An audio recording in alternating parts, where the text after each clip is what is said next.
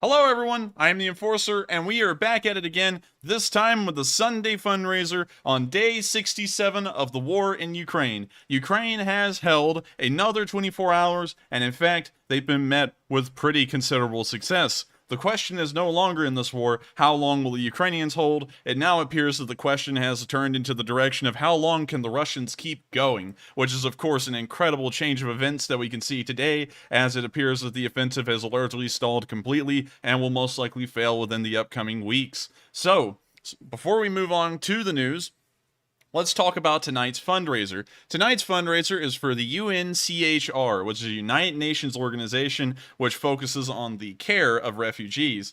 They have been operating around the world ever since pretty much the founding of the United Nations, and right now they are helping a majority of the 5.5 million refugees that have fled the country of Ukraine, and they're making sure that they have all the supplies that they need to keep on living, and so that is tonight's fundraiser.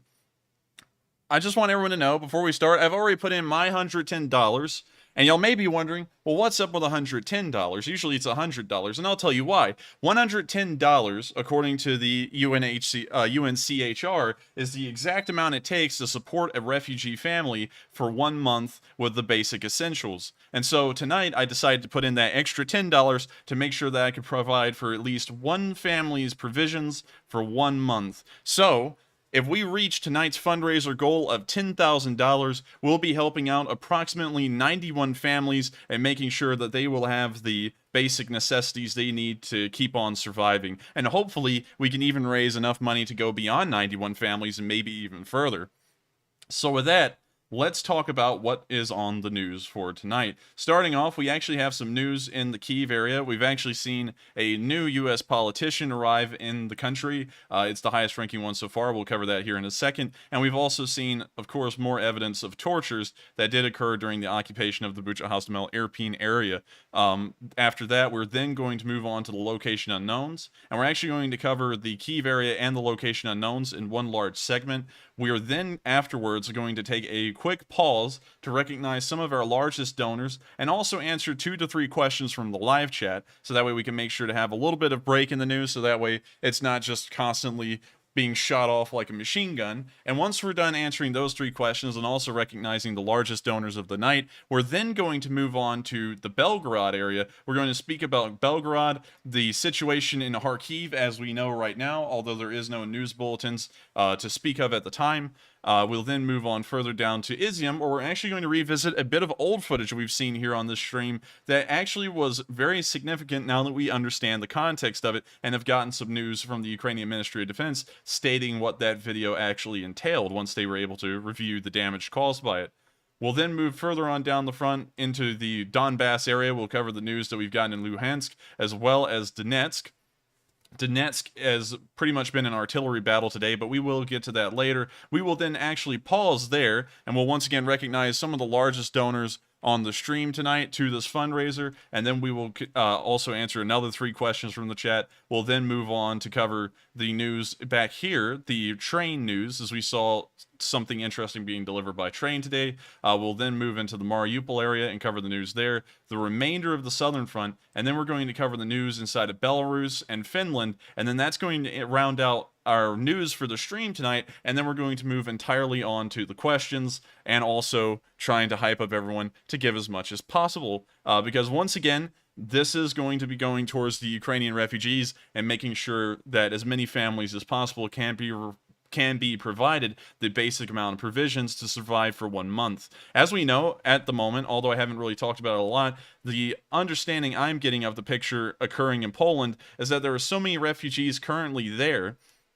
that the Polish are having a bit of a problem making sure to keep up with this massive influx of people that are now inside of their country. So this support is probably more important than any level of support I can honestly think of right now, because this could soon turn into a crisis if we don't get the amount of support and aid over there to these refugees that are needed. So with that, we're now going to move on to the news in Kyiv. We are, of course, going to start off talking about the people who appear to have been tortured during the Russian occupation. Some bodies were found today in the Bucha city area that appeared to have multiple bullet wounds on different parts of their body, and the police are saying that this indicates that they may have been tortured due to where these gunshots pretty much landed on their bodies. I'm of course going to show you all this picture here, and this just reminds you of how many civilians the Russians have killed. Here in this one video, well, one picture, I'm sorry, correction, we can see 1, 2, 3, 4, 5, 6, 7, 8 body bags. Each one has an adult in them, a child, an old person, all kinds of people. Every single kind of person you can imagine that you've met in your daily life is over in Ukraine, was living over there at one point, and now some of them are sitting inside of these body bags and were killed wrongfully by the Russian military. And I think wholeheartedly that the Ukrainians will try and find and capture all the people who did these crimes and hold them accountable for them during the war. It seems like they're actually starting to take the initiative on that, but we will, of course, touch on that later on in the news. So now we're going to move on out of the Bucha area, and we're now going to move on down into Kyiv, where we can see that higher and higher ranking U.S. politicians are now arriving inside of Ukraine. Maybe they're feeling more comfortable at this point. I'm not really sure why, but we did see that the Speaker of the House for the United States House of Representatives did arrive in Kyiv today, and she was awarded by the President of Ukraine the High Order of Princess Olga. The reason she was awarded this medal is because of course, the House and the Senate, although the Senate pro tempore did not go to Ukraine, but they did, of course, pass that Lend-Lease, and so this award is pretty much honoring the Lend-Lease and what it has done. So with that, that's the reason why she got the award. And of course, it is great to know that the United States has been sending an amount of support that the whole entire world has not even been able to match at this point. The United States is working above and beyond what everyone thought would be possible for us, and making sure that the Ukrainians get all the supplies they need. And we're even hearing that we may actually send over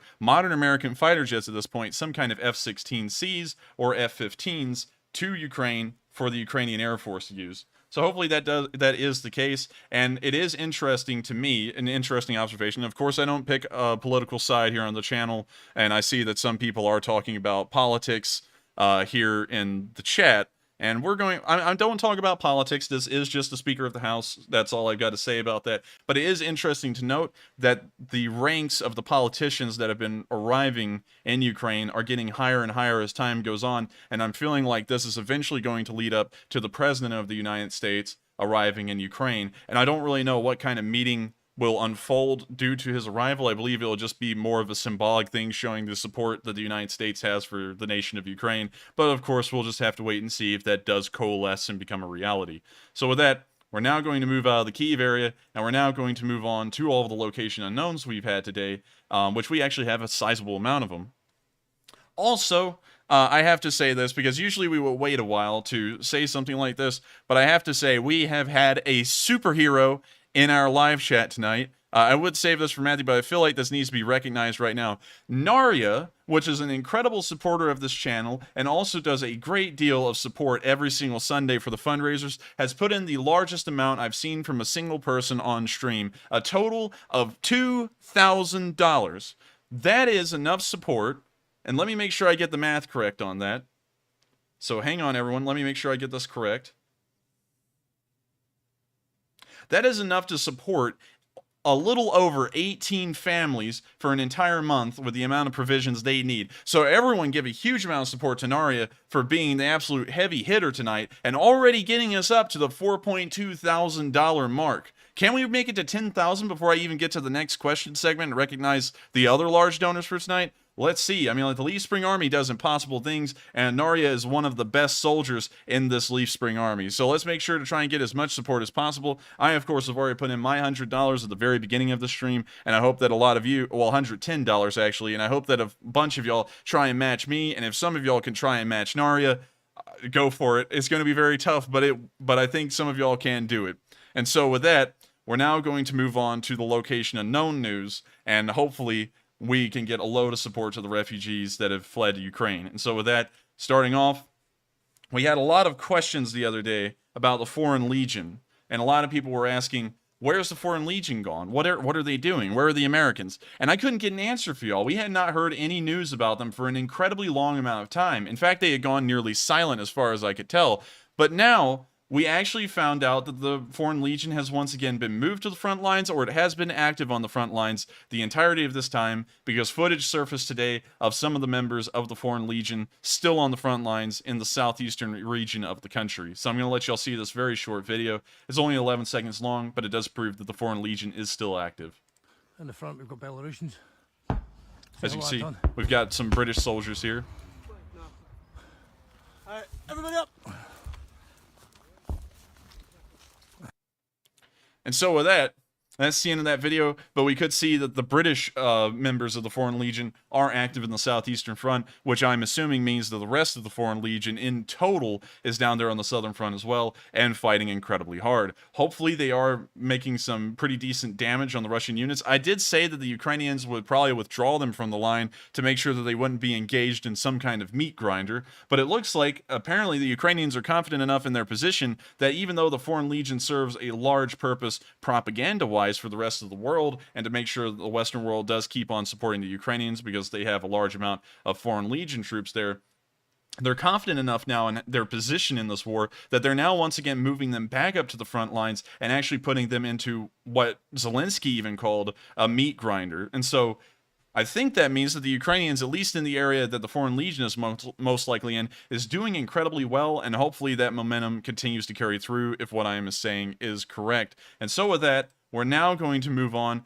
to the next bit of location unknown news, where we can see a Ukrainian grad at work. Of course, the Ukrainian grads never stop working, and as we can see with this deleted video, it appears that they'll keep on working and we won't be able to see it, sadly. So unfortunately, I cannot show you all this video, but it was a run-in-the-mill video. It was just a grad firing off its battery of rockets. And so with that, we're now going to move on to the next bit of location unknown news, where we can see a supposed Russian Special Forces attack take out a Ukrainian stronghold.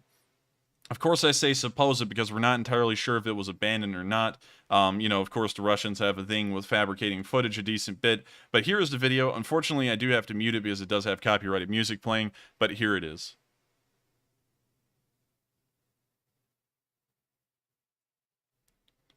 Also, I'd like to take a quick pause real quick to tell everyone that hitting the like button on the stream while it is running ups the analytics and the impressions that this video gets, which means, and an impression means that it shows up on someone's computer screen. And so if you're able to, make sure to hit the like button if you want to make sure that we can hit that goal of $10,000 and go well beyond it tonight, because the more people who hit the like button, the more people may come in here and the more people may support the UNCHR, which is doing untold and great amounts of work for the Ukrainian refugees who have fled the country. So make sure to hit the like button if you would like to see more people come in here potentially and support this fundraiser. And so with that, And also, before I move on, I once again want to say that I have put in my $110, and I hope that all of y'all can match me, maybe, or try and match Narya. If any of y'all can match Narya, I'm going to be blown away, because that's probably the highest amount that I've ever seen on stream. So if you can, I'm looking forward to it, and so we will be watching out for that. But now I'm going to let the video continue. As we can see in this video through infrared vision, it appears that the Russian special forces are scoping out some kind of Ukrainian stronghold.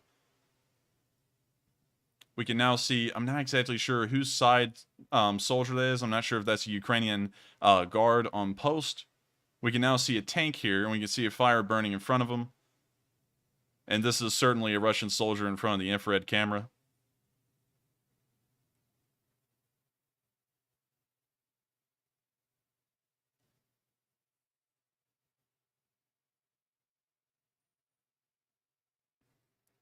We can still see the fire raging, but we can't really see them doing much. It looks like the tank may have fired its machine gun for a second. We can now see the turret slightly rotating, and an animal, it looks like some kind of cat running across the street. Now the tank is fired once again into the burning mass in front of them. I'm assuming that this is what they're calling the stronghold, although we really can't see it all too well. And we haven't actually seen any Ukrainian soldiers in the video so far. So that is once again an important observation to make, which may throw a little bit of questionability into the validity of this video.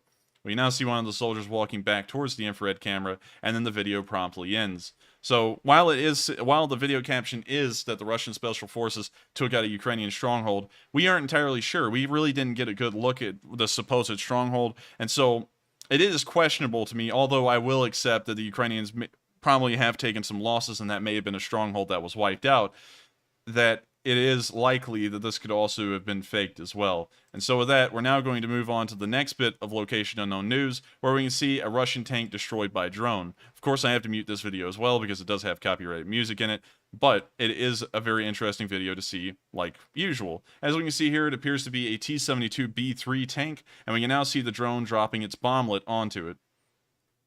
We can now see, and it was a very large explosion, I guess you could call it.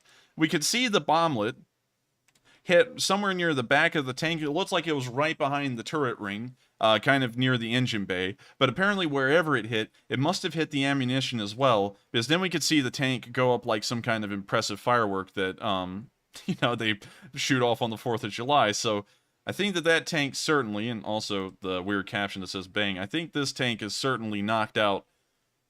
I don't think anyone will be using that anytime soon. They may have to try and claim insurance on that, but I don't think the insurance company is going to cover that one. It looks like it was a total loss. And so with that, that's the end of that video. It is, of course, impressive and incredible to see that these improvised drones that the Ukrainians are using, because I did pull up some information and found out that most of these are civilian drones that have now been rigged to drop bomblets made by the Ukrainians, are actually being used incredibly well, and they are taking out Russian forces left and right, as we've seen in videos over the previous days of the bomblets being incredibly effective, considering that they're hitting one of the weakest spots on the tank, which is the rooftop armor. Rooftop armor has never been strong. It's never really been considered in older doctrines too much of a threat of anything hitting a tank from above. Artillery back during the time that most Russian tanks were designed and produced was not accurate enough to hit tanks dead on the rooftop consistently with an artillery shell.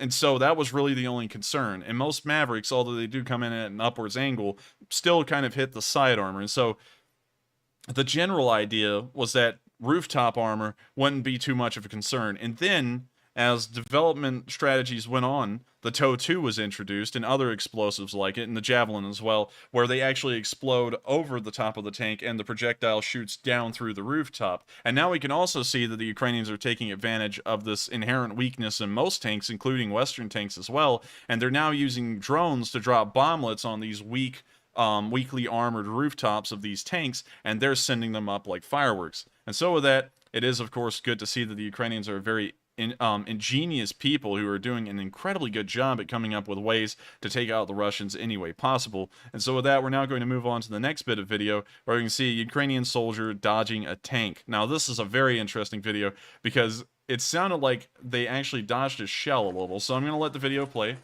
So you can see here they're walking down the street. And it actually looks like our cameraman here actually has some kind of Ukrainian version of an AR-15, most likely chambered in the 7.62 by 39 caliber, although I'm not entirely certain, but we can tell it looks very similar to an AR-15 platform.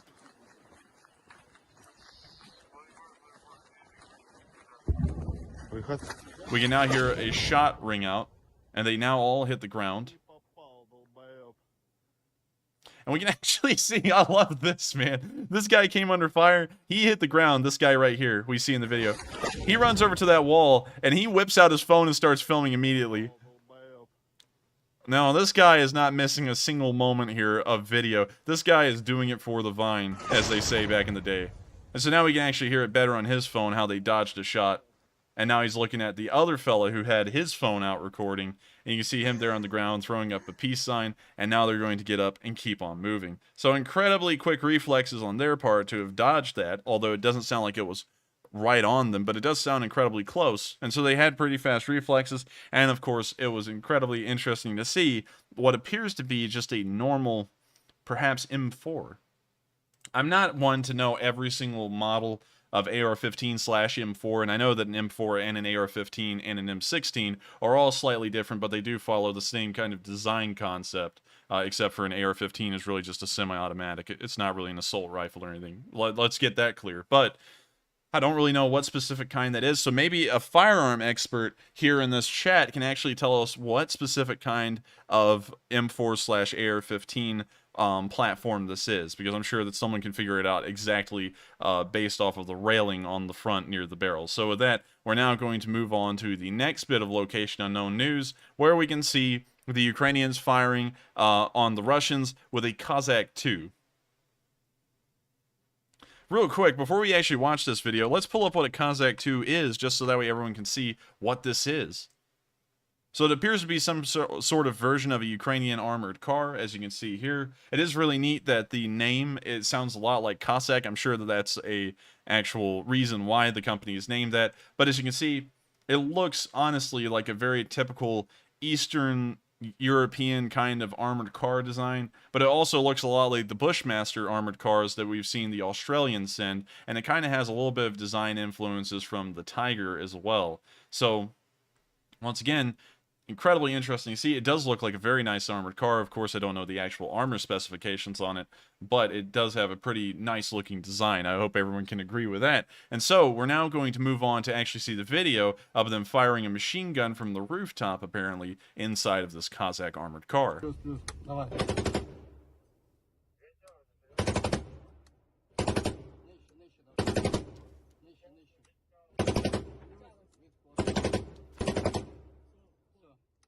So we can see them firing the machine gun into the distance. And now we can see him pan the camera down. And also, he's got a nice little patch here on the back of his helmet. That's really neat one. I like it. And so with that, that's the end of the video. Of course, it is impressive and very interesting to see this rare video of the Ukrainians actually using armored cars themselves. The closest thing we've ever gotten in Ukrainian footage to an armored car is a BTR-4, which is something like one, but not exactly. It's really more of an armored personnel carrier. But now we can see them using armored cars as well, which is very interesting to me. But with that, we're now going to move on to the next bit of location unknown news, where we can see another tank destroyed by a Stugna. So let's take a look at this. We're going to skip past the intro, and also we're going to mute it because it has copyrighted music. But as we can see here on this video, it was once again another good bit of Stugna footage. I'm not exactly sure if they have fired the projectile yet. One other interesting thing that I would like to note real quick is that this actually, because we haven't actually seen the entire Stugna, I guess you could say, operating system, like in this kind of, I guess you could say, footage, it's very reminiscent of a laptop. And I think that will probably make it a lot more accessible to the common person who gets in the military, is that it's very similar in how it's laid out to a laptop. Of course, it's not identical, but I'm sure that that is something that was intentionally done in the design process to make it a little bit more easier for people to understand. And so with that, we can now see that the Stugna has been launched. We can see a little bit of particulates and dust falling down on them, which does tell us that the missile is on the way. We can see the tank out there on the crosshairs, and it looks like the missile will hit any second now. And unfortunately, they skipped past that part, but we can now see the tank ablaze. Of course, we don't actually have to see them hit it because if they show afterwards that exact same spot and it's a tank burning, we can, of course, get a generally good assumption that that must be the tank that we saw at the beginning of the video. So once again, the Ukrainians are dishing it out to the Russians, and we can see that the Russian armored columns are not having much of an easier time than the infantry in trying to ensure that their objectives are met. In fact, they're not meeting any of them as far as we know right now. And so with that, once again, a huge, big round of support to the Stugna crews who have been defending Ukraine against the Russian armored groups for the entirety of the war so far. So, a huge amount of support to them. And we're now going to move on to the next bit of Location Unknown news, where we can see a silly moment with Ukrainian soldiers. They're playing Ghostbusters while on patrol. Hopefully I don't get copyright stricken by this and the YouTube overlords come down here and like flog me or something, but let's watch this video and hopefully it doesn't get me copyrighted.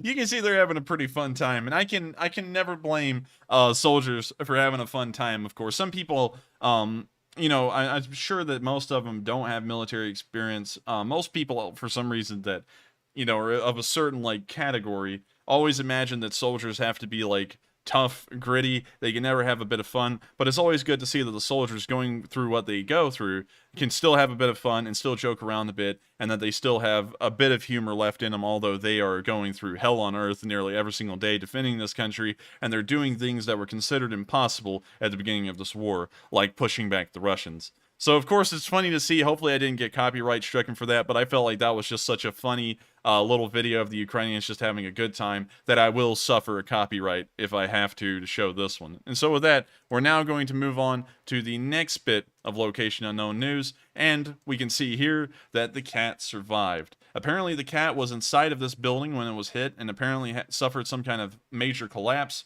and we can see that the cat is in fact still fine, although a little bit dusty. It is a very cute cat, and I always want to show some nice things in the war, not just terrible doom and gloom things. So I like to show every once in a while Ukrainians joking around and also little pets because they're very sweet, and it also does make this war news a little bit more tolerable to go through instead of just nothing but doom and gloom. So I hope you all have enjoyed this nice little picture of a cat here. It's, of course, a sweet-looking cat, and I wish I could pet it, although I'm allergic to cats. But with that, we're now going to move on to the next bit of Location Unknown news, where we can see Patron, the sapping, bomb-sniffing dog, is back at it again. He's once again looking for the bombs out there around the entirety of the country, and he's doing an incredibly good job. Just look at him go. When we see here some of the shells that he's found, and they're now excavating out of the area, and you see that Patron is, in fact, an incredibly good boy and is doing an incredibly good job. So once again, huge round of support to Patron. He's been on here multiple times over the past few weeks, and I have to say that's one impressive dog who's been doing amazing things, and we've heard so much about him. He's pretty much gotten a celebrity status of his own, and I hope that he does become a hero that everyone will remember after this war. And hopefully he goes on tour, because I'd like to meet the dog. And so with that, that's the end of that bit of Location Unknown news, and we're now going to move on to the next bit, where we can actually see the Ukrainian SBU looking for Russian sympathizers inside of Ukrainian-controlled territory. Of course, one would be amiss to say that every single Ukrainian supports the Ukrainian side. There are always rats in every single situation, and as we can see here, the Ukrainian forces are looking for Russian sympathizers, and they are going to try and have them arrested and held accountable for their crimes of treason. Let me make sure to reload that, so hopefully we don't go through whatever the slideshow is. So hopefully it works this time.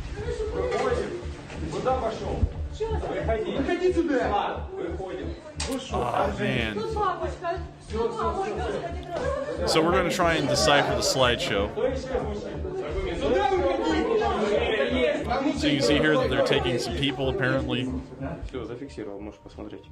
Oh man, this is practically unwatchable. I'm sorry about that, y'all, but they were looking for Russian sympathizers. I'll just summarize it. It appeared that they had found one and arrested them in the video, and it is good to know, although they may not be guilty, that the Ukrainians are on top of trying to find Russian sympathizers and making sure to at least quell the amount of information that these sympathizers are spreading and giving to the Russians, which in turn may lead to more innocent civilians being killed. So it is good to know that the SBU is on top of this stuff, and hopefully they continue to do so. And with that, we're now going to move on to the next bit of location unknown news, where we can see the Ukrainian artillery nearly never misses. In this video, we can see the Ukrainian artillery zero in on an infantry unit as well as its T-72B3 and hit them nearly dead on. And so let's take a look at this footage. Of course, I have to keep it muted. I just remembered to have copyright music. We can see the infantry now moving towards the T-72B3. And once they get right behind it, an artillery shell blows up right behind the tank. Right there. You can see in the replay. Looks like it probably got most of the infantry. In fact, it looks like it got all of them, and it may have also damaged the tank as well. But unfortunately, we can't really see any identifiable damage on that tank. Also, I'd like to make note one more time that we... of course, are running a fundraiser tonight for the UNCHR, which is a refugee organization that is helping out the 5.5 million refugees that have currently had to escape Ukraine. And our $10,000 goal will help out 91 families in making sure that they will have enough food, water, and basic provisions to survive a month. Of course, $110 does cover an entire family for 1 month. Also, make sure that if you would like to try and get more people into the stream to support this fundraiser as much as possible, make sure to hit the like button because it goes a very long way in making sure that more people will see this stream and get on here. And so with that, we're now going to move on to the last bits of location unknown news. And then, of course, we're going to go through the rounds of recognizing our largest supporters and thanking them so much for making this fundraiser a possibility. And so with that, we're going to take a look at this BMP that was no longer a BMP. As we can see in this video, this BMP was obliterated into literal pieces, and you can hardly tell that it was once a BMP.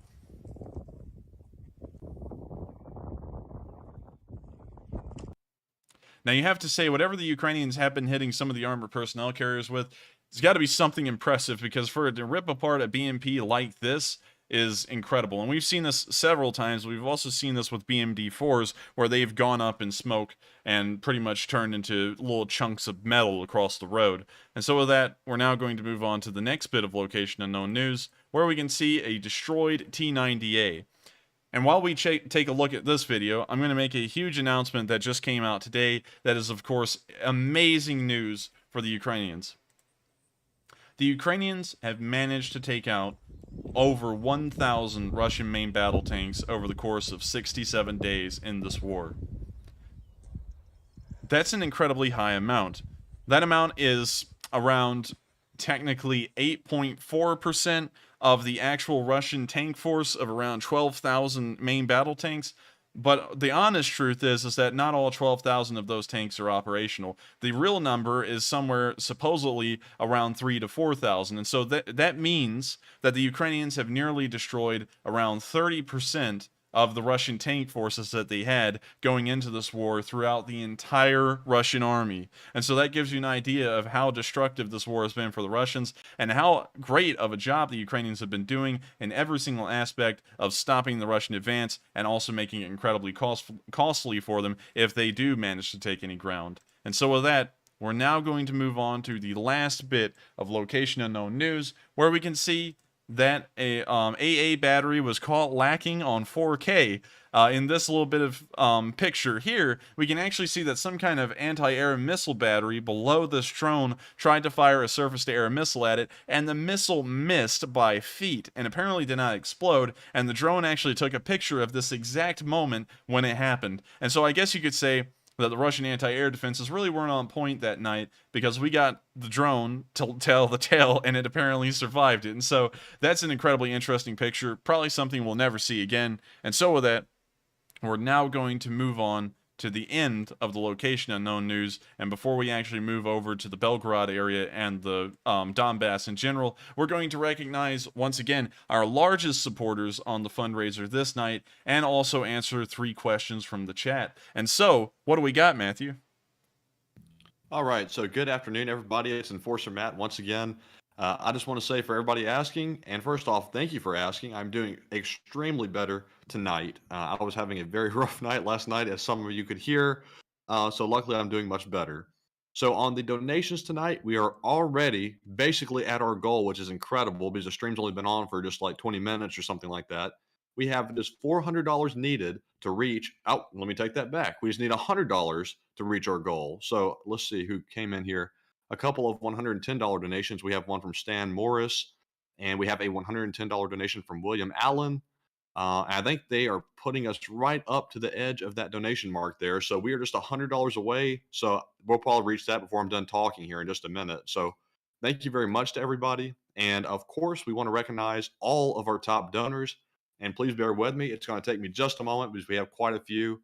Up first, we have a $550 donation from Just P, a $250 donation from Mikhail Carlson, Politics as Unusual, a $250 donation from Robin, a $220 donation from Red Queen 0324, and a $200 donation from Thomas Simmer.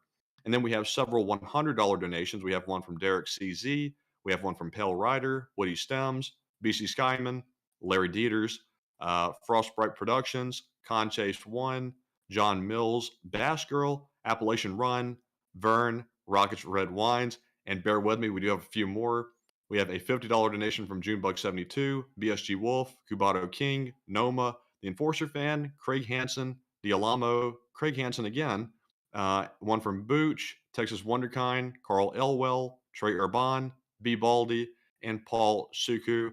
And finally, to wrap it up, we have, wow, just came in. We have a $400 donation from Paolo Corradini, a $110 donation again from Rockets Red Wines. And with that being said, we have been put over our $10,000 goal. So we have now reached our goal. So everybody, thank you so much for your donation to the channel.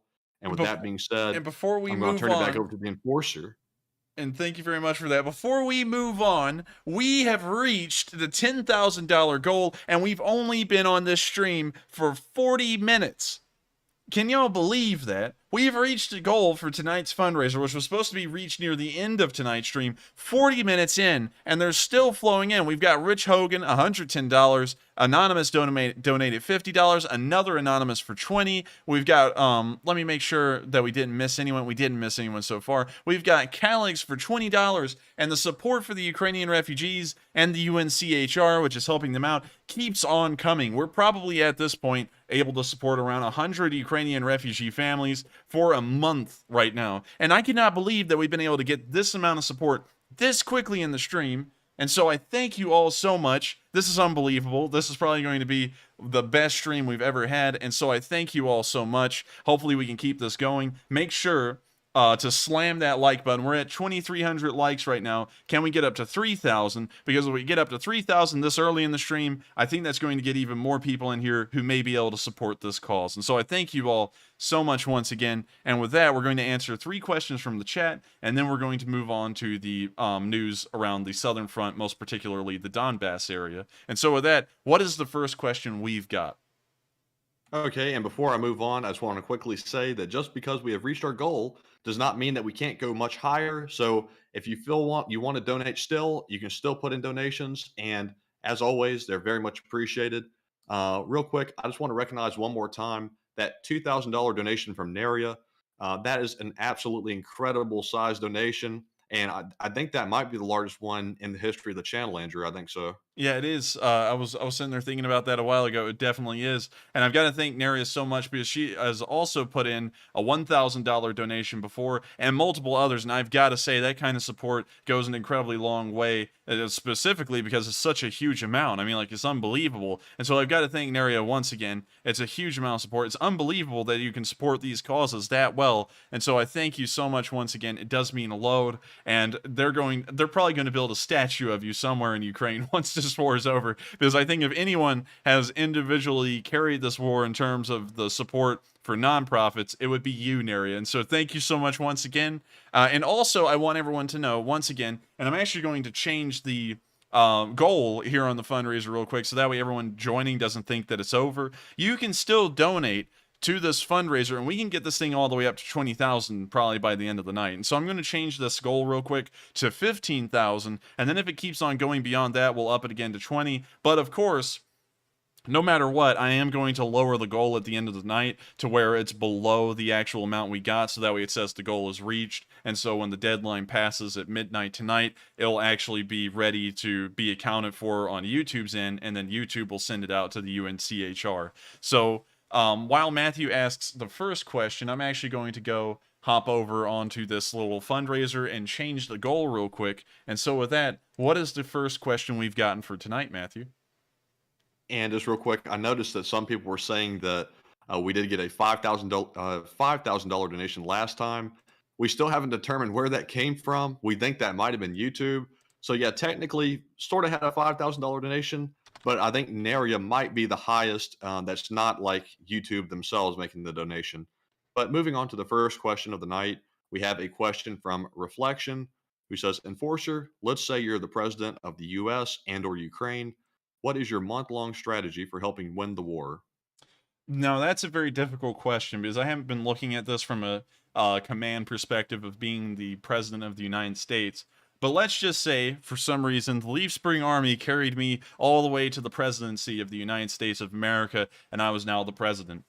If I was the president of the United States, and I guess, and I'll just let y'all know this, my actual goal is to actually run for the presidential election in 2040, which is an incredibly long ways away, but I've kind of had a plan in my head where I've kind of set myself up where I'm going in that direction, and part of that is going to law school, so that kind of gives you an idea of where I'm trying to go in life. But if I was the president of the United States, right now, honestly, I think the Lend-Lease was the best direction this could have gone in, and so I would keep that, of course, and I would also keep the nickel and dime kind of support aid that we had given prior to that of like 750 million and $1 billion here and there, like we had been doing for a while. And so what else? Oh, the other thing I would do is I would make sure that at this point, most of that Lend-Lease money, if the United States was the one actually divvying up what that Lend-Lease money went into, I would make sure that a majority of it was thousands of trucks to send over to Ukraine, and also American locomotives that were modified into the Russian gauge, I guess you could call it. It's pretty much just the Eastern European gauge. Ukraine uses it, and try and modify their wheelbases, if possible, to be wide enough to fit that gauge, so that way you can make sure that the logistics of the Ukrainian military does not fall apart, because getting those supplies there is great, but actually moving them to the front line is another thing. We've seen the Russians have loads of problems with this, and this is really the entire reason that they're losing this front right now, is because they just cannot get supplies to their infantry fast enough for it to actually be used and to keep their units moving. And so I think it's very important to make sure that the Ukrainians don't fall into that shortcoming as well, and that we make sure that the logistical situation in Ukraine is taken care of immediately. Heavy weapons are great, but if you don't have a way to supply those heavy weapons with the gas they need to move, the ammo they need to fire, it's pointless. And so that's one thing I would make sure, is that some kind of special package or provision would be made to make sure that pretty much logistical supplies could arrive to Ukraine that will further help them actually deliver the amount of supplies they've gotten at this moment to the front lines and make sure they can be used. That would be the first thing I'd focus on.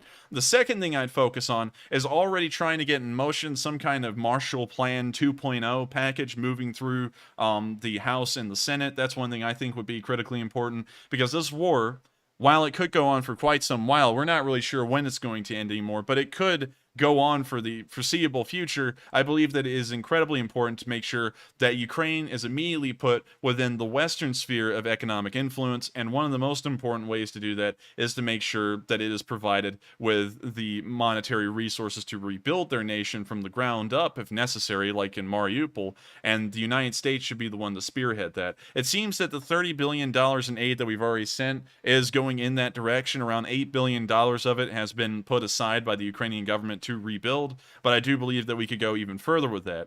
Another thing I would do, and this is really thinking into the future, I believe that it'd be critically important for the United States, considering that Ukraine is still not a member of the European Union, and so it's not encompassed in our all-knowing trade deals with the European Union, which encompasses every single EU nation.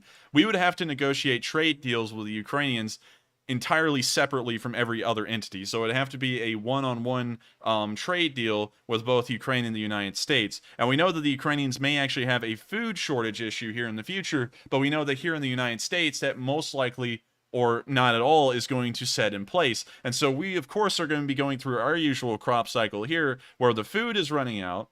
Well, not running out. We have a surplus of food, and the U.S. government will most likely be paying farmers to destroy it. And so here's my idea. These farmers will destroy this food, and they will really get no money from it rather than the check that the government gives them to destroy the food.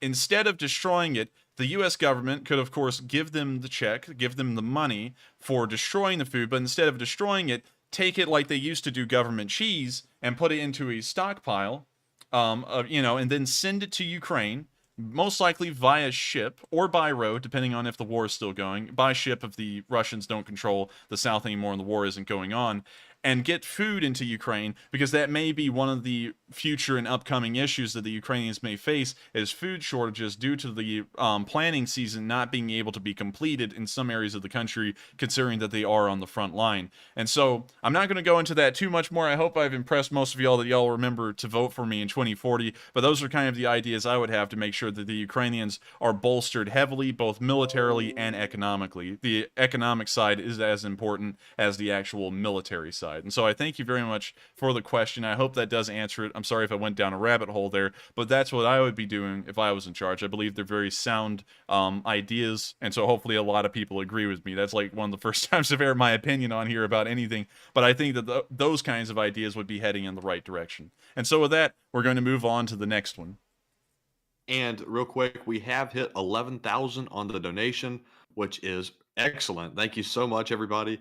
And real quick, we do have a $220 donation from Eric Johnson and a $50 donation from Augustin Lara.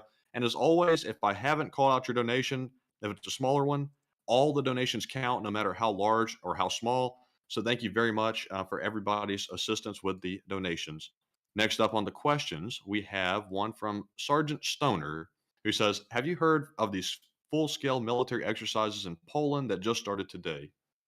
I have not. Unfortunately, I don't really focus on a lot of news that's externally coming outside of Ukraine, and so unfortunately, I have not heard about that, although that's something I would highly suspect is happening right now. Usually, there are military exercises occurring in most countries all the time, and so, of course, that would be an easy thing to assume that is most likely happening right now, much like during the Cold War, larger war games were operated by both sides. Like in 1985, Able Archer was the massive war game of the year for pretty much the entire NATO alliance. So I thank you very much for the question. I didn't know about that specifically, but I would believe that that would be the case. And so I thank you once again for asking that question. And with that, we're going to move on to the last question of this segment, and then we're going to move on to the Donbas news and also the news surrounding the rest of the northern part of the southeastern front. And the last one goes to Notrick, who says, Enforcer, what do you think the chances are of some sort of uprising or coup within the Russian military, maybe by the junior officers? I don't believe there would be any kind of coup by the junior officers. You do have to remember that the Russian command structure is very top heavy, I guess you could say. They have such a large officer corps and such a small corps of non-commissioned officers that the commissioned officers actually fill the roles of their NCOs. And so most of their officers have probably gone through the heavy propaganda training. They're very based. They heavily believe in the state, the Russian Federation, and they probably wouldn't actually do anything conducting a coup. And once again, you do have to remember that that would be very hard to coordinate in between junior officers, considering that they are at the level of a sergeant.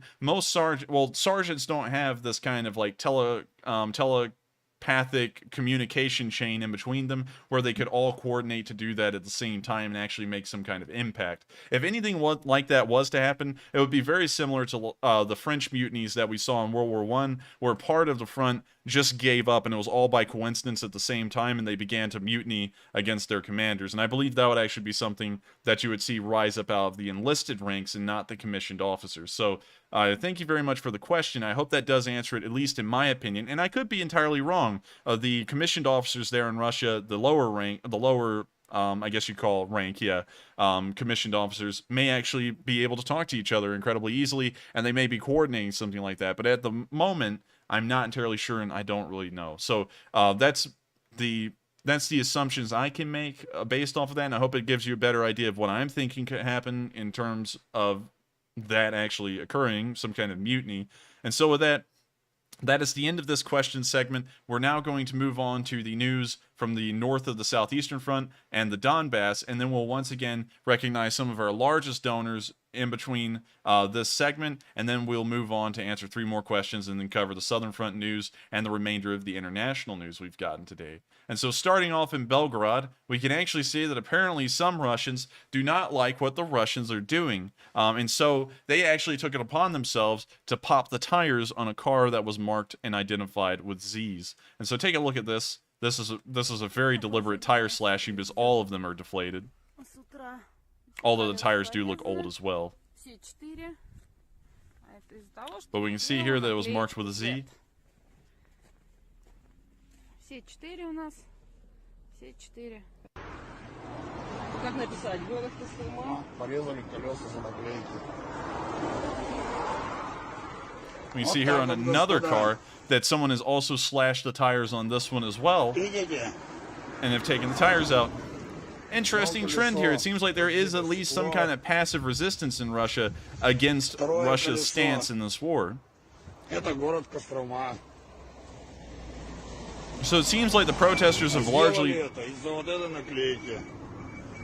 I'm going to pause the video real quick. It seems like the protesters have largely left the streets in protest, and they're now starting to do things somewhat, I guess you could say, under the radar to try and subvert support for the war in Russia. And we can see here that they're now starting to slash tires. And I'm happy to see that there is some kind of resistance and pushback still to what the Russians are doing, because if there wasn't, I would have lost all hope for Russia. But there's still some. There are some people that are still inside of Russia that do not support what Putin, the government, nor the military is doing in Ukraine right now.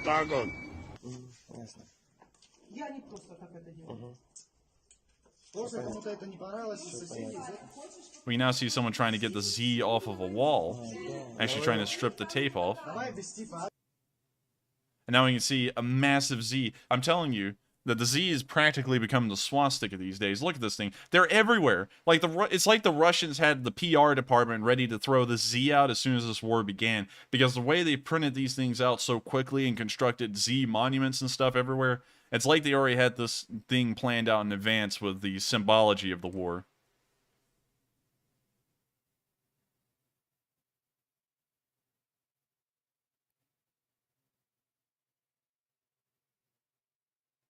So, I would just like to take a quick break real quick.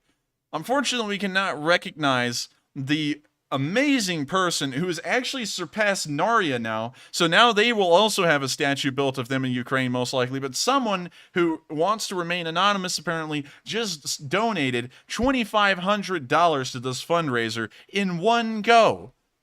In one go. Now, if we could find out who that person was, if the real OG would stand up who just sent in $2,500, that's unbelievable. I cannot believe this. So in total, in between you and Narya, y'all have got raised $4,500 amongst the both of y'all, and I cannot believe that. So thank you so much once again to Narya and also this anonymous donor who sent in $2,500, because these are the hugest amounts of support that we have ever seen on this stream from an individual each. And so if we can keep that up, someone try and match that maybe, and we can see how much further we can go in achieving this goal of getting as much support to the UNCHR, who is once again helping out millions of refugees right now who have had to flee the country due to war. So let's see how much farther we can go. But thank you so much to the anonymous person who just sent in $2,500 to support the UNCHR. And so with that, we could also see here at the end of this video, which unfortunately I interrupted because I got so freaked out by the support, we can actually see that someone went by one of the cars that had a Z on it and busted the window out. So it's good to see that there is still passive resistance against the war in Russia,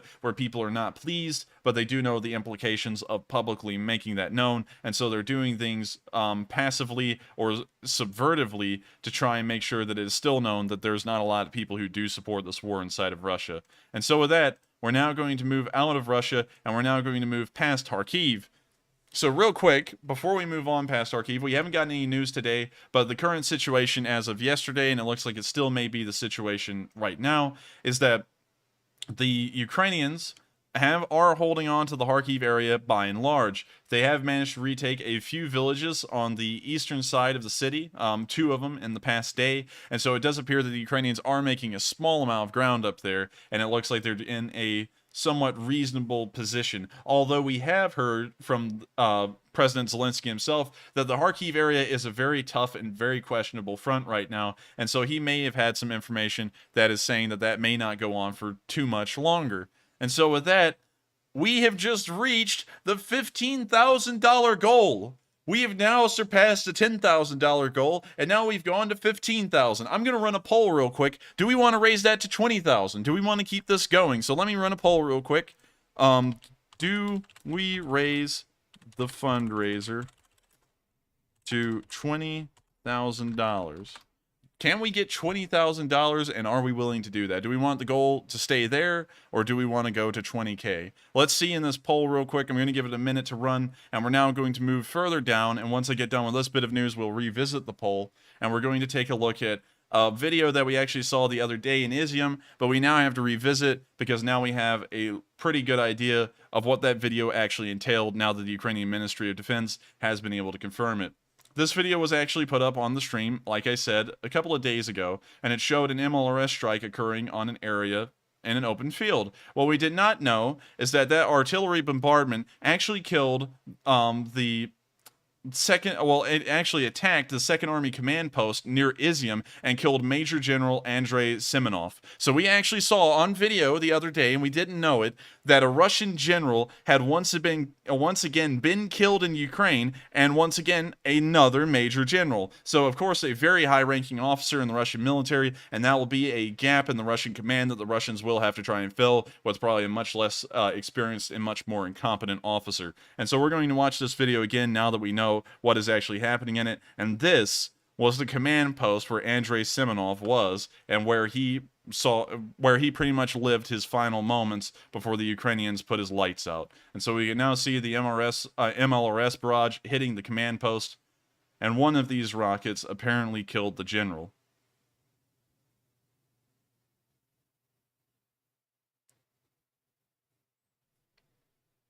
And you've got to say, that's something wild that we've pretty much just seen the Ukrainians take out a Russian general on film. We didn't see it literally, but we are seeing it at least in a way. And so with that, that is the end of that video. I, of course, had to revisit that because that is major news, considering that it was once again another high-grade Russian officer that did get killed.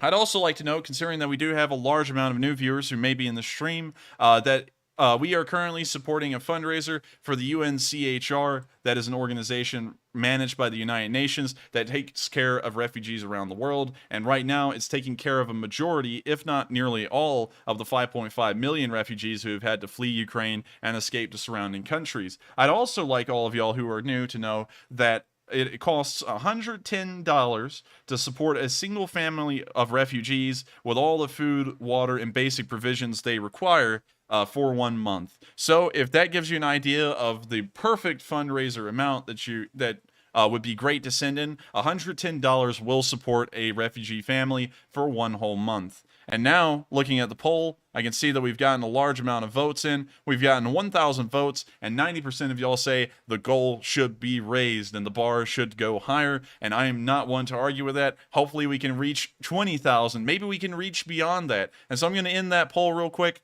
and we're now going to start moving on to the next bit of news. But before we do, we're actually going to up that goal once again. And so let me go through and edit that and set a new goal of $20,000.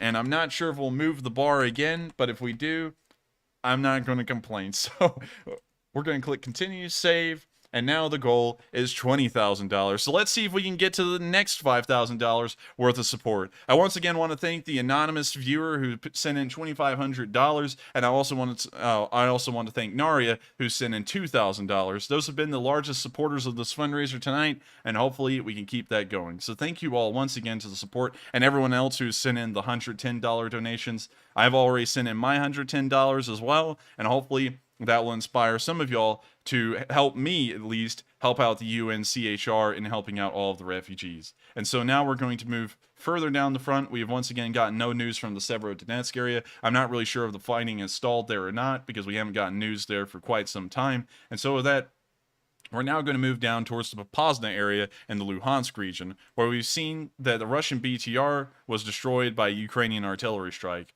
So let's take a look at this video real quick. It's, of course, pretty self-explanatory. It's a BTR getting destroyed by an artillery strike. We can see the Russian infantry walking around the BTR here in this clip of the film. And we now see them standing around what may be the front of the BTR, now climbing on top of it. And now we can see the artillery barrage come in, and we saw a shell land right beside the BTR. BTRs, much like BMPs and BMDs, actually have paper-thin armor. And those of y'all who do not know what a BMP or a BMD is, those are armored personnel carriers. And so they're pretty much steel boxes on tracks that move around, and they have somewhat smaller sized guns. Well, actually, they do have smaller sized guns compared to your average tank. And their really entire purpose is to just carry around infantry. And so that's what a BMP or a BMD is, because I've actually seen some people asking what those mean. And so we can now see this BTR, which is a wheeled armored personnel carrier, taking a nearly direct artillery hit. And this next bit of footage, we can actually see the fire is now brewing up inside the BTR-82, which does show that the paper-thin armor must have been punctured by the artillery blast. We can now see the BTR-82 very much in flames and ammo detonations setting off inside the vehicle, as we can now see ammo popping out of it.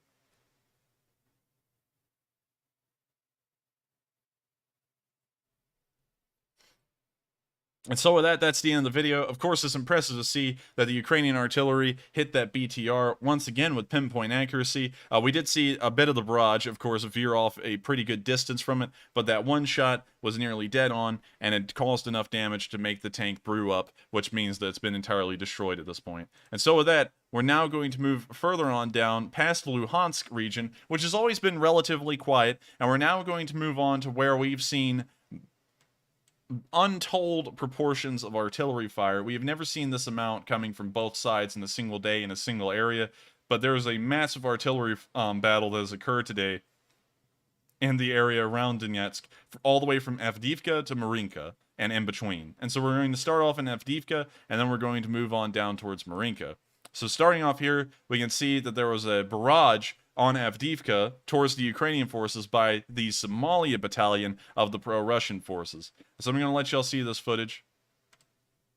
We can see here Ukrainian troops moving around inside the village, and then we can see artillery shells start raining in on the Ukrainian positions. Hopefully the Ukrainians made it to pretty solid cover and they'll be alright. We can now see a Ukrainian trench here with Ukrainian troops moving around inside of it.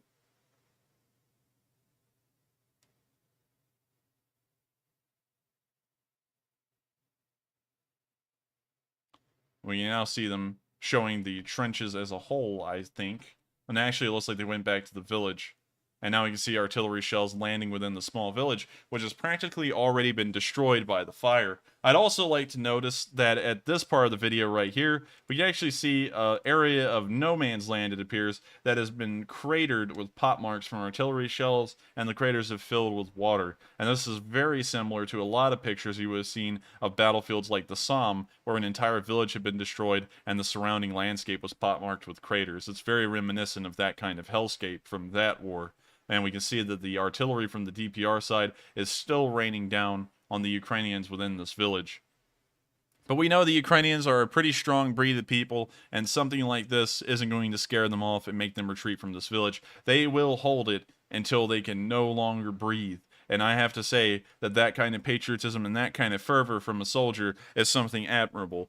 A lot of countries, of course, have brave men step up during tough times, but not a lot of countries have gone through tough times these days for us to see that. But the Ukrainians have, and we're seeing some of the bravest people on earth over there fighting to defend their country. And so once again, I want to give them a huge amount of support, and I hope that does inspire everyone to send in even more support for the fundraiser and help out the families of those brave soldiers who may have had to flee the country. And so with that, we're now going to move further on down the front Well, actually, we're not going to move on down the front. We're actually going to stay in Avdiivka for a minute, where we can actually see in this next bit of film the Ukrainian forces taking fire once again. And these two clips coming out in the same day from the same area gives you an incredibly good idea that the Russians are hitting Avdiivka with everything they have, and it's telling us that the Russians are desperately trying to make some kind of ground or some kind of breakthrough at this point anywhere on the front, because they haven't at this moment, and it's still been 10 days into their offensive, yet no ground has been made.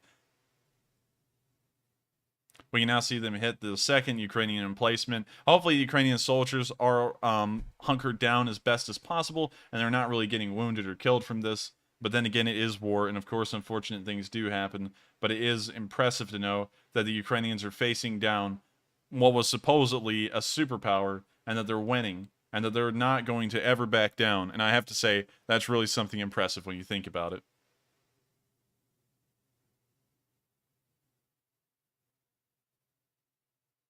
Now we can see the Ukrainian soldiers speed walking down the road. It appears that one of them may be wounded, unfortunately.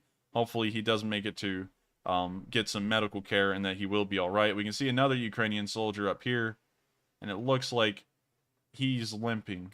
And so it does look like some Ukrainian soldiers have been wounded, but hopefully not fatally, and hopefully something that they can recover from in a hospital and then hang out behind the lines during the rest of the war.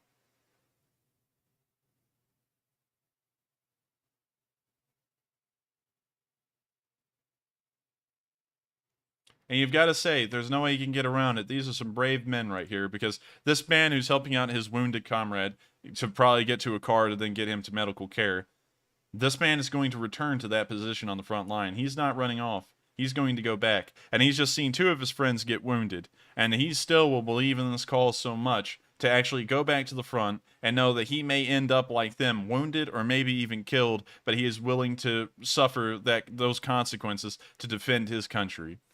And I have to say, that's really something when you sit back and think about it for a second, the actual implications of that idea, and to think that he believes in his country so much that he would lay down his life for it. You hear that a lot, of course, in concept, but you never see it in practice. And so seeing brave men like this on film really puts it into perspective what a war really is, and what people really do believe in when times get tough. And so with that, we're now going to move on down the front line now that we've covered the news in Avdiivka. Of course, we haven't gotten any news on any sort of frontline developments there. So as far as I know, the front line has still stayed steady, and the Russians have not managed to push the Ukrainians out of Avdiivka, and the Ukrainians have also not been able to push the Russians away from Avdiivka.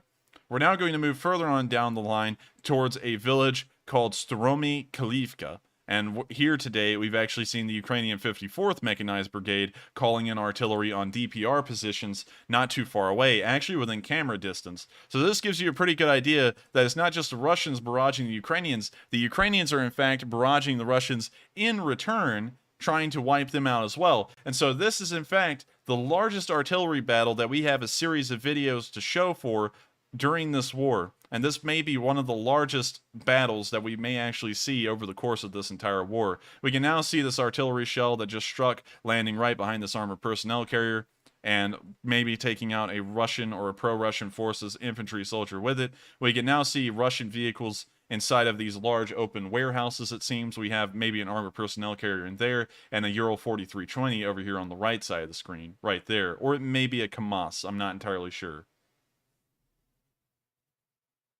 The drone is now waiting for the artillery shells to come in, most likely, and here they come, raining in on the Russian units, and it looks like the fire will probably get a little bit more accurate here and actually hit one of the vehicles dead on if Ukrainian artillery operates like clockwork, which it usually does. Now we can actually see it. There it was. The artillery shell landed straight on that KAMAZ and wiped the thing out. In usually Ukrainian fashion, about 2 shots are off, and then all the shots after that are nearly just dead on accurate. And so we're going to let the video continue.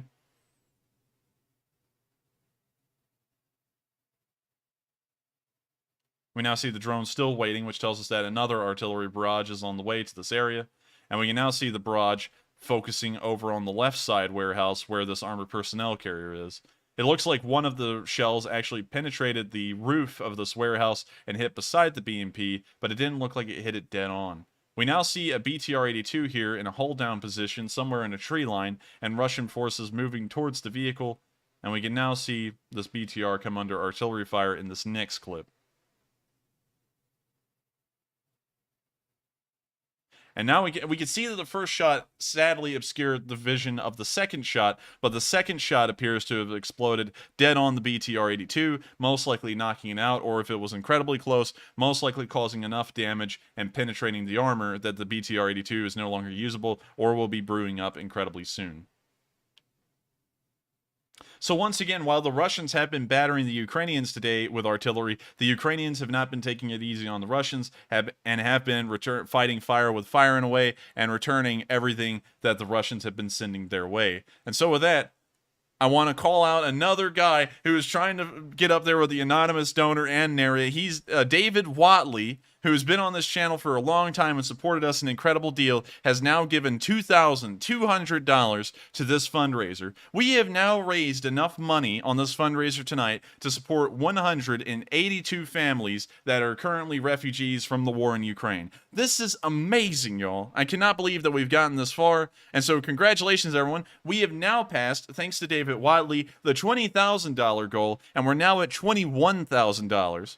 And so here is my question. I asked this just a minute ago. I'm going to ask it again. Do we up the number? Do we go from 20,000 to 25,000? Do we keep this going until we reach 1 million? Who knows? But I'm going to run another poll real quick, and we're going to see if everyone wants to raise the bar to $25,000. Once again, thank you to David Watley for bumping us over the $20,000 goal. We have now reached far beyond what I was expecting to do tonight, and I'm so proud that the Leaf Spring Army does such incredible things every single day, every single time this stream runs. I'm so proud to think that my channel has a community like all of y'all. Y'all are amazing people, and I thank you all so much for coming here every single night and watching this stream. And it blows me away more so than y'all watching my stream, than me being able to know all of you and all of the wonderful things y'all have done. And so with that, should we bump the number? And Enforcer, real quick, I just want to recognize one more that I think you missed. We had a $2,501 donation from Paul Fitzgerald, which came in a little while ago. And I think he was trying to compete with Naria. And Paul, I have to say that is extremely generous of you. Thank you so very much. And also thank you to David Watley as well. Y'all are just absolutely going crazy tonight on the donations. When did and Paul's come in? It helps so much to Ukraine. It came in a little while ago. Oh my gosh, how in the world did I miss it? Hang on, I'm gonna go through because I'm not trying to forget anyone intentionally. I think I was covering the news and dang it, it's not gonna let me go up far enough. Dang, I'm sorry. Well, anyways, I'm gonna give David Watley the credit he's due because I'm not gonna blow over him as well. David Watley sent in $2,501, which is trying to compete with the anonymous donor who sent in $2,500. And so I want to thank you, David Watley, so much for making sure that that is a possibility as well. And so I thank you so much once again, David Watley. You're now up there with Naria, the anonymous donor, Paul Watley, and now you, David Watley, are up here as well. And so I bet y'all are going to have an entire statue plaza made of y'all in Kyiv once this war is over, because they are probably so grateful of all of y'all's support, and I wonder how much further we can go. And so with that, we're going to get back to the news, but I wanted to make sure to thank the huge heavy hitters tonight, because we've never had support come in from individuals that has been that large before on stream. That's incredible. And so with that, we're now going to move on to the next bits of news from the Marinka and Staromy Kalivka area, where we can then see again the Russian MLRS strike actually occurred on the Donetsk front here in this video. It's of course an infrared footage, and this actually seems to occur incredibly close to a populated area, as you can see row after row of houses and high-rises in the distance. Unfortunately, I wasn't able to geolocate exactly where this was, but this was in the Donetsk area. Okay, it's got copyright music. I was just making sure.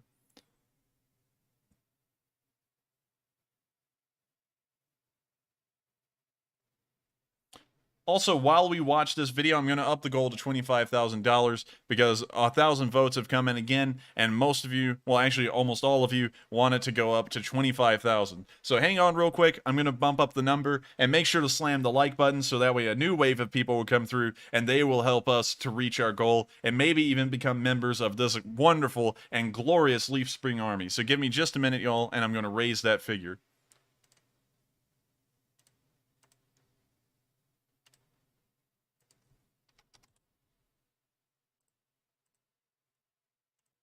The bar has now risen. It's now up to $25,000. Can we make it to 25,000?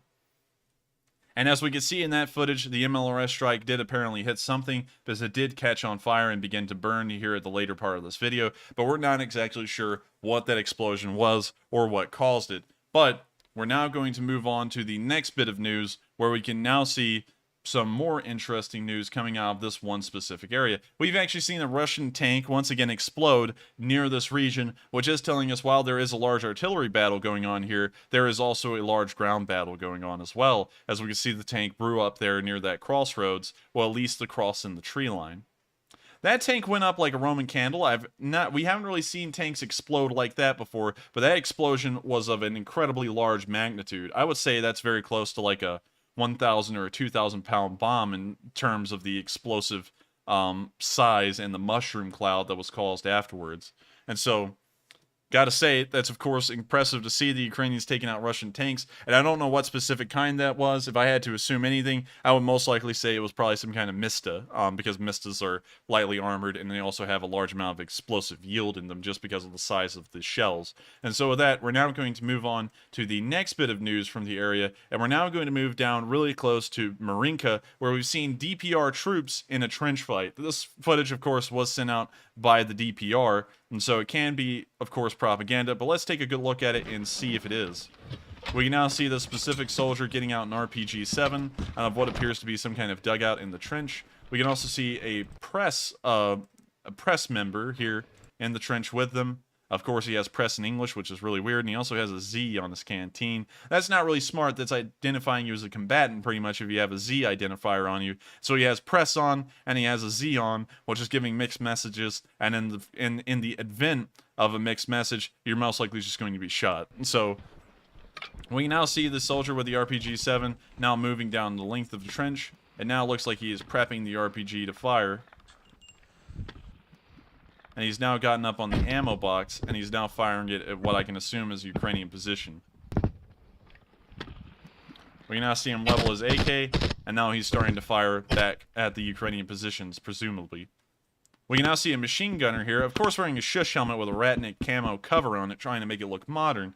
And we can see him firing a PKP machine gun from inside of what appeared to be a small little bunker.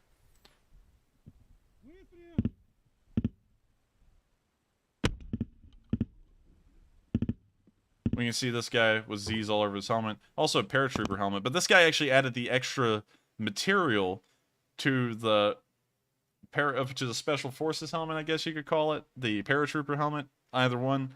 And that's weird. This kind of defeating the purpose once again of wearing that thing. It's really just made for headphones. And if you're going to add extra material to it, why not just wear a normal helmet? But anyways, we can see him firing his AK from the side now. It looks like the same one we saw earlier.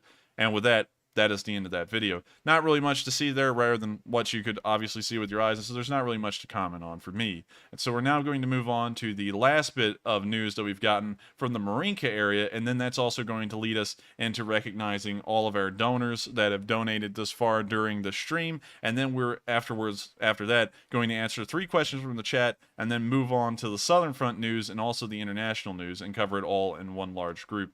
And so with that, the last bit of news we've gotten from the Marinka area is artillery landing on Ukrainian positions.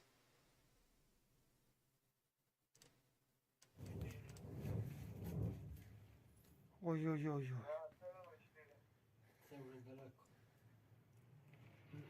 And we can now see the artillery exploding directly over their dugout, it seems, as smoke and dust is coming down from the roof. And you can tell that was an incredibly close shot. They're very lucky that it didn't hit directly on top of their dugout. And with that, that is the end of that video. And before it moves on too far, I want to make sure to recognize Naria again, because they have now become the largest supporter on tonight's stream again for this night's fundraiser. They have now put in another $2,200 in support of this fundraiser, which now puts their personal total at $4,400 in support of the UNCHR. And I've got to say, That is amazing. I thank you so much, Naria, once again for supporting this fundraiser like that. You are the reason that Ukraine will make sure that it's taken care of, and the way that the Ukrainian refugees will probably return home at this point better than they left off. So I thank you so much once again. That is amazing, and I want everyone in the chat to give Naria a huge round of support, along with all of our other massive supporters tonight. The anonymous $2,500 donation and the donations from Paul and David Watley. Y'all are all impressive and amazing. I cannot believe that y'all put in huge amounts of support like that, and that kind of support goes a long way in a war like this. So make sure, everyone, to give them all a huge amount of support, because they've done something amazing. And we just reached the $25,000 goal. We've gone above and beyond what I thought was possible tonight, and we've now once again reached the cap on this fundraiser. You can once again, of course, donate beyond the cap. Nothing stops anyone from doing that. But now, here's the question. Should we bump it up to 30,000? Can we make it to 30? Let's run a poll and let's see.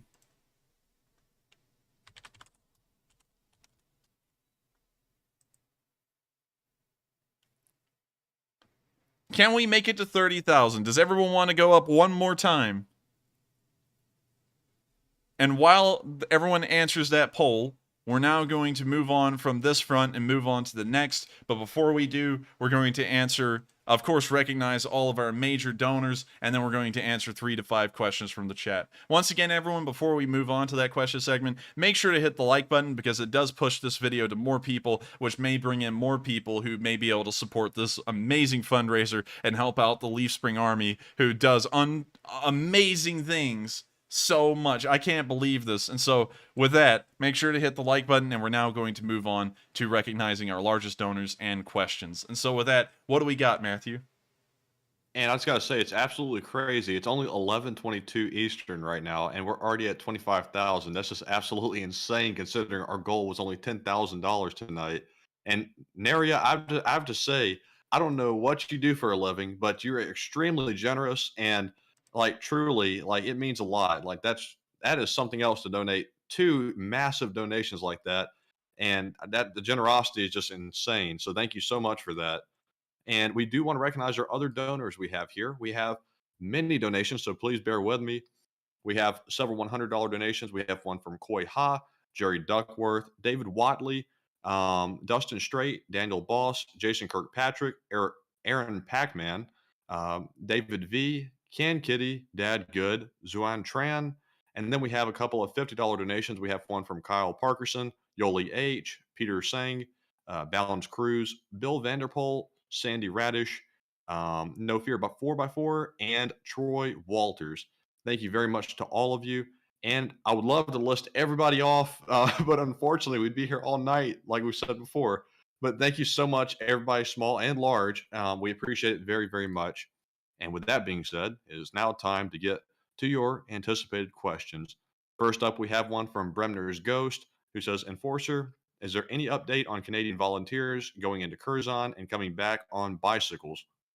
Unfortunately, I haven't really heard anything about the Canadian Special Forces or the U.S. Special Forces or the British Special Forces, for that matter, operating inside of Ukraine. Once again, of course, I'm highly skeptical about actual military forces from these countries operating under their own flags inside of Ukraine. Of course, I do believe that Canadian volunteers may have done something like that, and the Special Forces may have gone over there and quote-unquote volunteered in the Ukrainian forces, but I have not heard any news about that, unfortunately, and so I'm really going to have to plead ignorance on that one, because I don't really want to talk about anything I don't know about. And so with that, we're going to move on to the next question. And next up, we have another question from Notrick, who says, Enforcer, did you see the Ukrainian metal worker making key tags from downed Russian jets to make money? I did not see that. Unfortunately, I don't see everything that happens every single day, but I try and make sure to touch on the largest frontline news that happens every single day. That's kind of like the focus of my channel. So sadly, I have not seen that, but that sounds like a very cool and very impressive way to make a living. So thank you very much for the question, but unfortunately, I haven't heard about that either. So thank you very much for sharing that with us. And with that, we're going to move on to the last question of this segment, and then we're going to move on to the Southern Front news. And up next, we have a question from Sweaty Chungus, who says, Enforcer, do you think that these American politicians and famous people showing up in Kyiv may be provoking Putin into additional strikes? I'm not entirely sure. I don't really believe so because we've actually seen politicians arriving in the country ever since the start of the war. Back in the day, they used to not go all the way to Kyiv because Kyiv was almost a war ground. Usually, they ended up in Lviv or somewhere around there. But we have always seen celebrities and important figures, both from the United States and from abroad, entering Ukraine and trying to rally some kind of support for them. So I don't really believe it's incurring additional attacks, but the one exception I would make to that was when the UN General Secretary arrived in Kyiv and then missile attacks rained down on the city afterwards for the first time in weeks. So I hope that answers the question. And with that, we have reached the end of this question segment. Once again, make sure to feel free to ask questions tonight and make sure to support the cause of helping out all of these Ukrainian refugees. Once again, I'd like to remind everyone, if you hit the like button, it will help more people come in here. And also, it costs $110 to support an entire refugee family for 1 month with the basic provisions, food, water, and other things that they must need. And so make sure to send in $110 exactly if you want to support one refugee family for 1 month. And with that, we're now going to move on to this bit of news that we've seen from the railroad today. We can actually see the Russians railroading in more equipment into the Donbas area. As we can see here, loads of artillery pieces. We can also see some D-20s. Now we can see some more larger artillery pieces. Unfortunately, I'm not exactly sure about the actual specification. And now we can see, I guess you could call them tanker cars being transported in on this train as well, which may actually be more fuel for the military. And so with that, we're now going to move on to the next bit of news, which is outside of Mariupol. And outside of Mariupol today, we've seen the Russians stealing farm equipment in a very high amount. In this one video alone, which we're going to go to Twitter to see because we can see it in full screen there. In this video here, we can see they're stealing literally everything they can, including this John Deere harvester and also John Deere tractors as well. And they're going to ship them out of Ukraine and into Russia. They're literally turning into marauders and they're just stealing random stuff out of the country to try and help themselves out as much as possible, pretty much, and making sure that the Ukrainians will not have the supplies to ensure that the crops will be harvested. So this is just some sick stuff, and hopefully the Ukrainians are able to push the Russians back out, and hopefully the entire world can come together and provide all the farming equipment that Ukraine will have lost at the end of this war back to them to make sure that the food production goes as normal. And with that, hey Matthew, are you seeing that there's some kind of lag on the stream?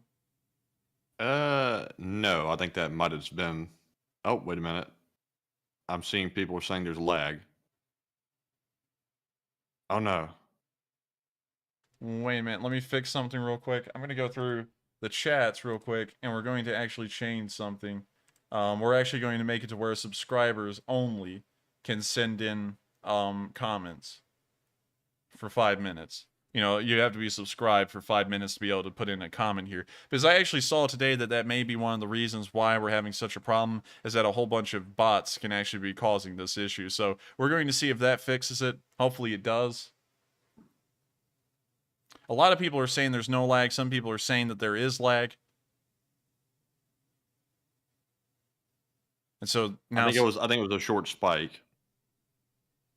one second, let me open my widget over here and see. On my end, okay, it says everyone says it's working now. I think mine's just having a little bit of an issue here in the control room. And so we are going to continue on. And so we're now going to move on to Mariupol itself, which has had, oh, now people are saying that it's a little laggy. People are saying it's good. We're getting a lot of mixed messages, but we're going to continue on here, and hopefully the whole entire stream doesn't collapse. But everyone slow down. Don't send in a million messages because that may actually shut the whole... Wait a minute, it looks like it's returned back to normal on my screen. So hopefully it continues going on the way it is. So a lot of people are saying no lag now. You know what's nuts? I just put on the subscriber only live chat option and now the lag has stopped. I think that may have been the whole entire issue we were having, is that a load of bots were getting on here and trying to spam messages or something and pretty much DDoSing the stream. That may have been the problem this whole entire time. And so we may actually have to do that from now on. So I'm sorry about that, y'all.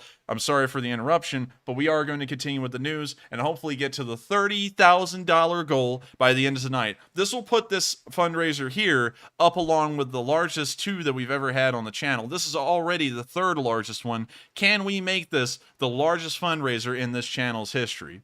And so with that, we're now going to move on to the news in Mariupol. We've not gotten a lot today. We've only gotten 2 bits of news. Of course, we can see the clown snipers, supposed snipers, marksmen, I guess you could say, back at it again without any helmets, with their Mosin and Gaunt's. And so, hopefully this video will load. There we go. And hopefully it won't turn into a slideshow. We're going to unmute that and now click play. We can see this sniper using some binoculars, looking out into the distance.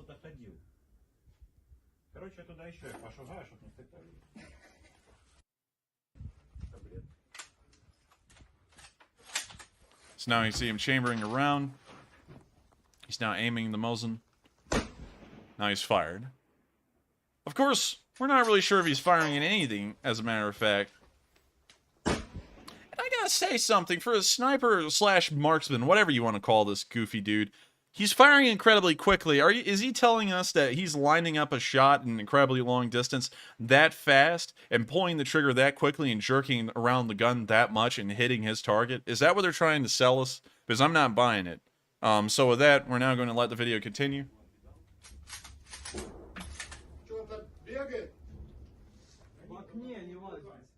And also, real quick, before I let this video continue, I would like to recognize Andrew Montgomery for sending in $220, which is enough to support 2 refugee families for an entire month with basic provisions. And so thank you so much, Andrew Montgomery, for sending in that kind of support. You, along with everyone else, most likely Naria will come in and carry the whole entire thing again, but y'all are going to get us up to the $30,000 goal. And so let me ask y'all this again. If we are the Leaf Spring Army, and we are the best army on earth, second to the Ukrainians, can we reach $30,000? I know that nothing is beyond the Leaf Spring Army. It can do anything, anytime, anywhere. And so I wonder, can we reach 30,000 by the end of the stream? Let's find out here in a bit, but we're now going to let the video continue. We can now see 2 marksmen take up position. We can see here Joker from Full Metal Jacket, it seems, with the shaved head here, firing his Mosin. And we could also see that he once again had that jamming issue with the bolt. So you can see here, he's struggling with the bolt.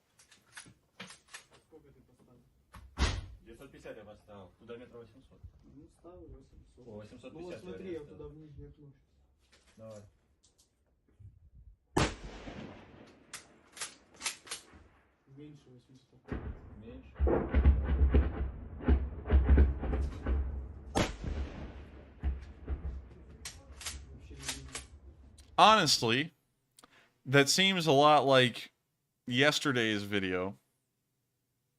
I'm not really sure if they're the same. Because I was just sitting here thinking, I was like, what's the odds of 2 people at the same window at the same time twice, yesterday and today? I believe this is just a new angle and it was finally uploaded today, so that may actually be the same marksman from yesterday, but we can see that there's still the same goofs today that they were yesterday, and every single time they wake up, they will remember that they are just nothing but a bunch of goofs. And so with that, we're now going to move into the Azovstal, where today we have heard that civilians have been evacuated from the Azovstal. I'm not really sure how. We haven't heard the announcement of a new humanitarian corridor, at least on this channel, but we did see the Azov soldiers helping the Ukrainian citizens out of the bunker and into the sunlight, probably for the first time in weeks. And so I'm going to let y'all see this video.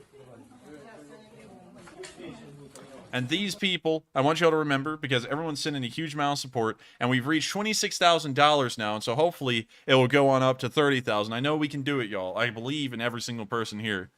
But we can see these people here climbing out of the ruins of this Azovstal, and these are the people who are going to become the refugees of this war. If they ever get evacuated, even if they stay in Ukraine, they will no longer be able to return home for an incredibly long while, probably years. And so these are the people right here that we are helping out with this fundraiser. Every single one of these individual citizens. So just remember that. These are the faces of the people that we're running this fundraiser for. And so with that, we're now going to continue the video.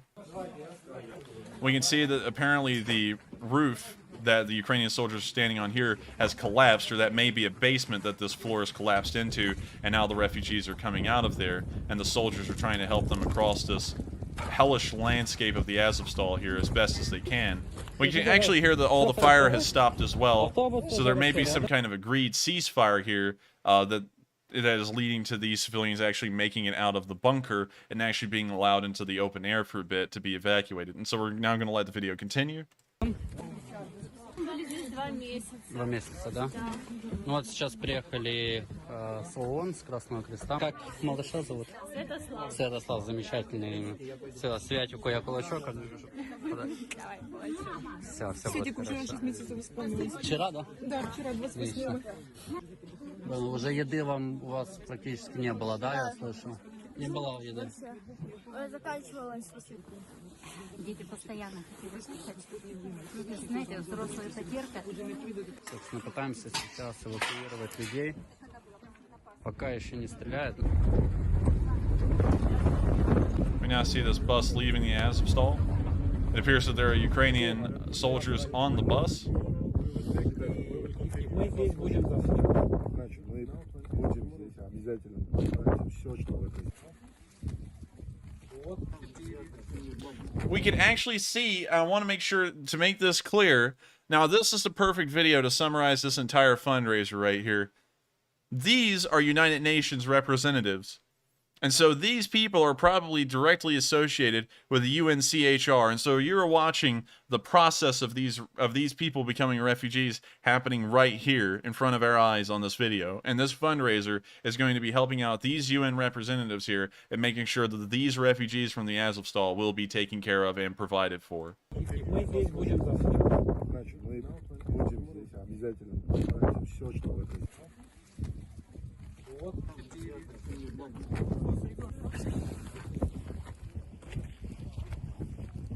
Спасибо. И вам всем удачи. Удачи. И здоровечка вам.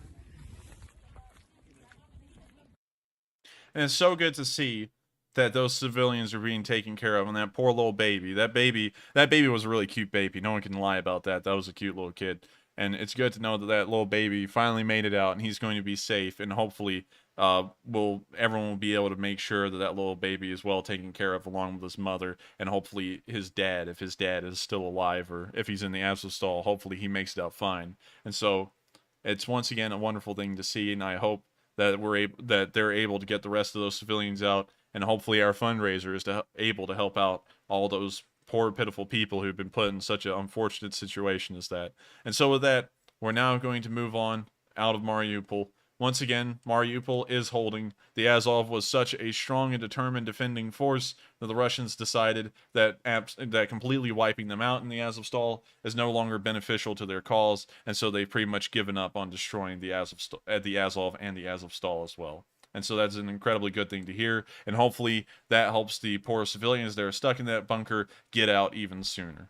And so we're now going to move out of Mariupol, and we're now going to move up into the Dnipro area, where we saw in the small town of Snelnikovi, I believe is how that's pronounced. Sorry if I butchered it, but we can see here that there was damage from an unknown Russian attack. We're not really exactly sure what caused this damage, but apparently it was some kind of Russian attack, and it caused a decent amount of damage within the small urban center, as you can see here.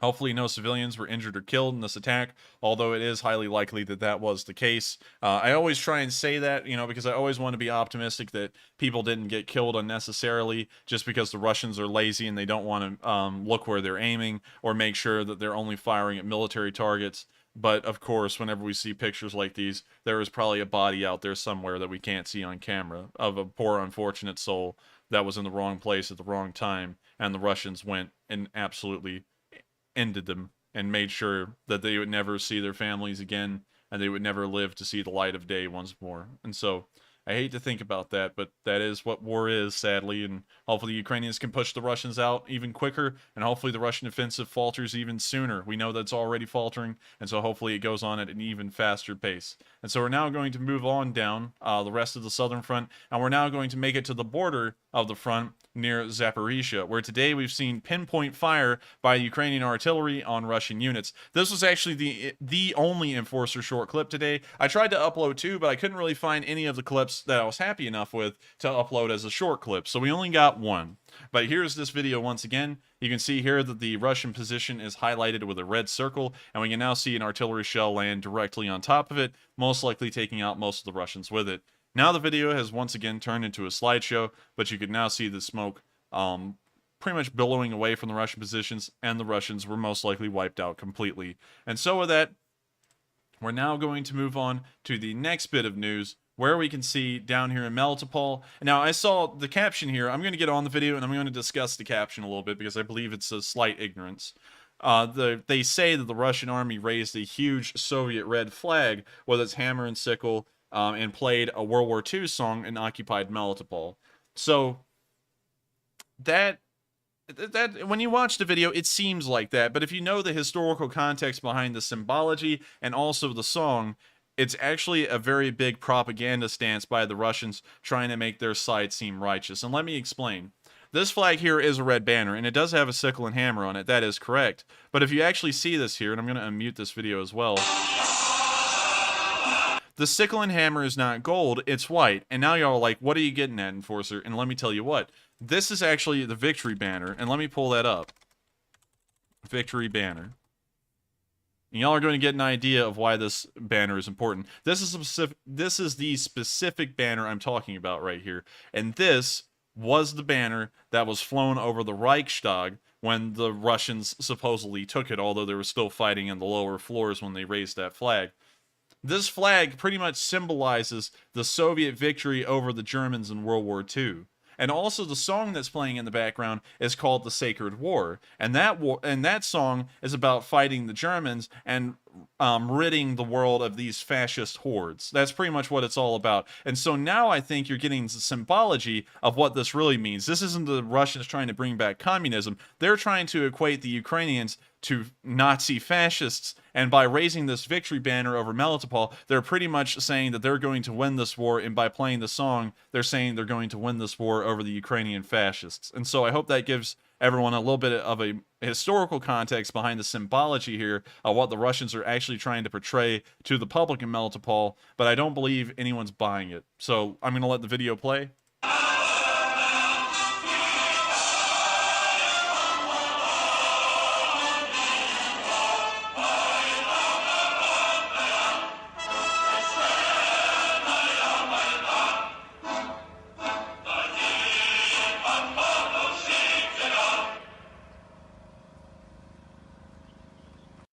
And so, very, very sad attempt at a bit of propaganda here.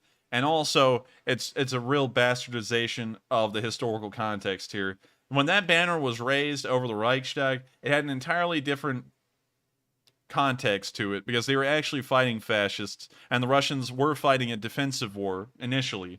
But now the Russians are fighting an offensive war against a country that is not a fascist country, and it did really nothing to them. And now they're trying to use the same symbology from World War II in the modern day.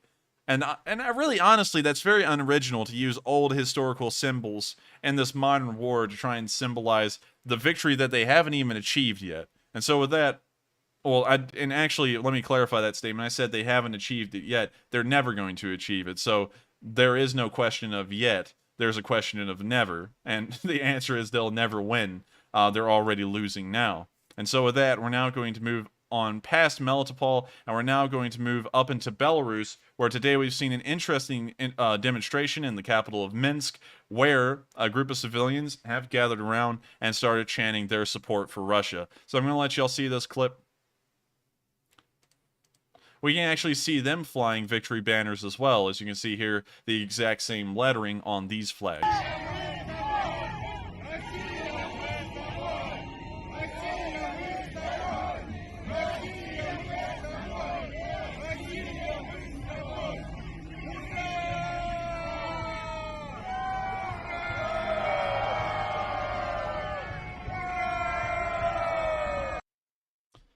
So very interesting. I don't think these people understand that Belarus is in such a bad position in every direction that that's the reason why they haven't entered this war yet. Some 2.5 months into it, although it was originally perceived that the Belarusians would join this war nearly within the first few weeks, and still 2.5 months later, we have not even gotten a single suggestion that Belarusian forces are actually preparing for a serious push into Ukraine. And so I don't think they understand what's actually going on in their own country. And with that, we're going to move on to the last bit of news, which is a large bit of news and showing that Finland is moving in a new direction and is going to be doing something a little different. We know that Sweden and Finland both look like they're getting poised to join NATO, which the Russians have been threatening nuclear war over as usual. But now the Finnish have moved one step closer to ridding themselves of any kind of Russian influence whatsoever on their economy. Today, the Finnish government announced that Finland would be cutting off Russian natural gas entirely from their energy system. This is a huge step in making sure that the Russians are no longer able to siphon any money from the West economically, and this will also start to align Finland more into the Western sphere, as they will have to find a replacement for that energy, which will most likely have to come from a country like the United States, Canada, or another large oil-producing country. And so with that, we have actually reached the end of the news for today, but don't leave just yet. We want to see if we can reach $30,000. So if you're still around, make sure to hit the like button and stick around for a bit, because I think it won't take us too long to hit $30,000. So let's wait and see. And with that, we're now going to move on to a question segment, and we may actually do a couple of other interesting things tonight, just so that way we can keep it interesting and keep everyone around. And so with that, what is the first question we've got for tonight, Matthew? All right, so first up, we are at 27,000 on the donations, and I want to recognize our top donors. So we have a $300 donation from Michael C., a $100 donation from Martin Mull, Trevor Smith, Carmen Neal, Mycroft, Dimitri Sudnik, A-Train, Delta Z, Rated PG, Turn Off Your Gaslight, Mac Del Castillo, BC Skyman, or excuse me, a $50 donation from BC Skyman, a $50 donation from Tom X-Man, another one from Yoli H, and another one from Lisa Clausen. Thank you very much for all of your generosity. It is very much appreciated. And real quick, Enforcer, before we move to our questions, we do have a message from one of our longtime channel supporters, Mon Turn, who says, Enforcer, it is actually UNHCR and not UNCHR on the donation. Really? Because I was about to write that down just a minute ago. Hang on, let me make sure. I want to check this. UNCHR. It is HCR. Let me go through and edit that real quick, because I don't want to keep that up for too long. But it's been up all night, so... oh man, I can't change it. It's not allowing me to change any of that now. Well... It's not too big of a deal. We're already getting close to $30,000, but I'm sorry about that goof. It is a bit of like an alphabet name, and so it's very hard for me to get down pat. But before everyone starts leaving in droves, I'm actually going to do something a little bit more entertaining tonight, because I have seen some people asking for some more stories about the Men in Black, and I know what they're talking about. They're talking about the story I said last night. So I'm going to entertain y'all real quick. We're not going to answer some questions. I'm going to sit here and tell y'all a story from one of our other filming escapades, where we once again ran into the supposed Men in Black, and we had another confrontation with them. This was, of course, the first time we went up there, and so here we go with the story. So we went up there to film the video for the first time, and when we went up there, we went to this facility that we went to twice now, and we ran into this problem twice. And so we went up there, and we got out, and we filmed. And the first time, nothing happened at all for like 30 to 40 minutes.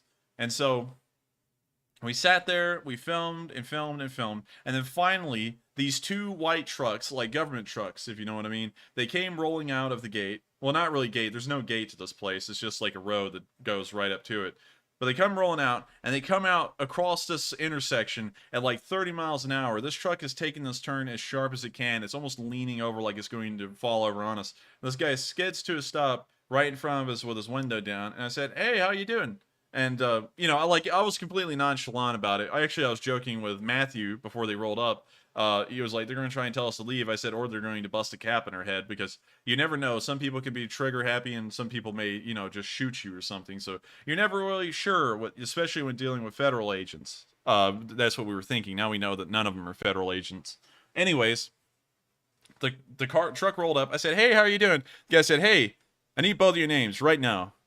And so I was like, I was like, that's a rude way to say hey. And so anyways, Matthew asked him on a public access, and we started acting kind of like auditors at that point. And what we didn't know is that guy actually had someone on the phone with him. It was actually like his supervisor or whatever of the security for this facility. And so he said, yeah, Ronnie, he's not giving me his name. What do I do? And he like freaked out. And so then Ronnie on the phone says, call the shift manager. And so the guy calls the shift manager. And, you know, he's trying to act all cool and stuff. Honestly, I'm not into that stuff. It's kind of lame, you know, like, oh, why not just be like, hey, you know, like, what are y'all doing out here? Or something like that. You know, why in the world do you have to act that way? But anyways, he calls the shift manager. And the shift manager, he gets on the phone with the guy. And then the security guy tries to explain it. He says that we're refusing to answer the question. We never refused to answer the question, by the way. We just asked him, do we have to give you our names on a public access? That's what we asked. And, you know, he acted like we were, like, committing, like, terrorism or something like that. And so he sits there and talks to the shift manager. He kind of explains the story in a cockeyed, one-sided way, in a way. And then the shift manager says, who's the guy running this entire, you know, place, the entire facility, he says, well, they can do whatever they want as long as they don't come over on the property. So then the security guard has to turn around and go full circle because he had told us before that we couldn't be filming that plan at all because it's well, now I kind of given it away a little bit, but we couldn't be filming anything around there at all because it was a special thing, and I can't really go into what it was special about it, but it was a quote unquote special thing, and it's really not. But anyways, so then he had to backtrack, and he sat there and said, well, yeah, I can film, yeah, blah, blah, blah, blah, blah. And so I said, hey, man, no problem at all. Thank you very much for your time. And so I shook his hand, like I reached out and shook his hand, and then they drove off, and they left. And so that was the first time we ran into the Men in Black. The second time, if y'all were here for last night's stream, the second time they came out, they actually came out with some kind of like an airsoft AR-15. We actually didn't really know it all too well, but now that we keep on looking at that picture more and more, we're not even sure if that was a real rifle.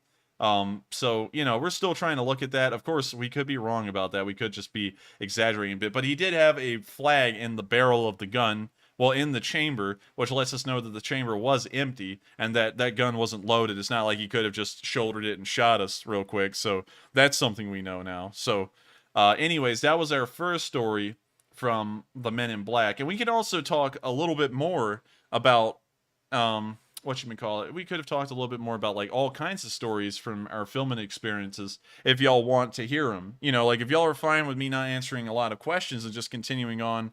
Also, wow, golly, thank you very much, Ben Crowder, for the $550. That's now gotten us up to $28,000. We have $2,000 to go. I don't want Naria to send in another $2,000 donation. I don't know if they're going to be going broke or anything supporting Ukraine. So everyone, let's fill up the space for all of our large supporters that have helped out so much tonight, and let's reach the next $2,000 and get into the $30,000 goal. So if y'all want to hear more stories from our filming experiences and stuff like that in general, I can tell them. Hopefully I'm not giving too much away about what we're doing, but once again, I would like to thank Ben very much once again. And so let's see if we have anyone wanting to hear more stories. Bass Girl likes the stories. That's good to know. That's good to know. Let's see, 4.3K likes, 5.9 watching. Yeah, it's dropping a little bit, but it's not dropping as much as I was doing a question segment. Speaking of which, we may do something a little bit more interesting right now. Let's go to Reddit. Like, let's just go to Reddit and take a good look at it. Why not? Let's see if there's any news that's unfolded while I've been sitting here. Also, thank you, Rabbit Squirrel Garage, for the $110 that will support an entire family for a whole month. So that's huge support as well. Let's see if anyone else can throw out support like that. And so we're going to go to combat footage. I, of course, have it to where the NSFW ones aren't just shown. You know, they're blurred out. So let's see if anything's happened. Okay, Russian missile strike. That one's old. Toss. This was on the 1st of May. And this was a toss firing into a tree line near Harkiv. So let's take a look at this. So you can see a T-72 burning there. And then we can see the... Golly! That is the closest I've ever seen a toss be used. That's pretty much direct fire right there. Once again, I'd like to thank William Allen for $20. William Allen's been around for an incredibly long time, supporting our channel and making sure that we can keep doing what we're doing, and also helping out the Ukrainians as well. And so thank you so much, William. And also thank you, Bill Johns, for the $50. That is, once again, a huge amount of support, and I do thank every single person who sends in support. So we only have $1,250 left. Can we make it there by the end of this stream? But anyways, getting back to this video... This is the closest we've ever seen a toss being used. This is being used in a direct fire kind of way. I don't really know the exact terminology. Everyone knows that I'm not a terminology nut, but this thing is being used pretty much like a tank at this point. Never seen this before. And so this is insane. We now see some smoldering vehicles here. I'm not really sure which side these are on, but we did see what seemed to be a Sturm S right there. So these may be Russian vehicles. I'm not entirely sure. And so with that, we're now going to move on down. So we've apparently had some strong explosions and the missile defenses were activated again in Belgorod. And this apparently was literally just minutes ago, about an hour ago. So let's take a look at this and see what we got here.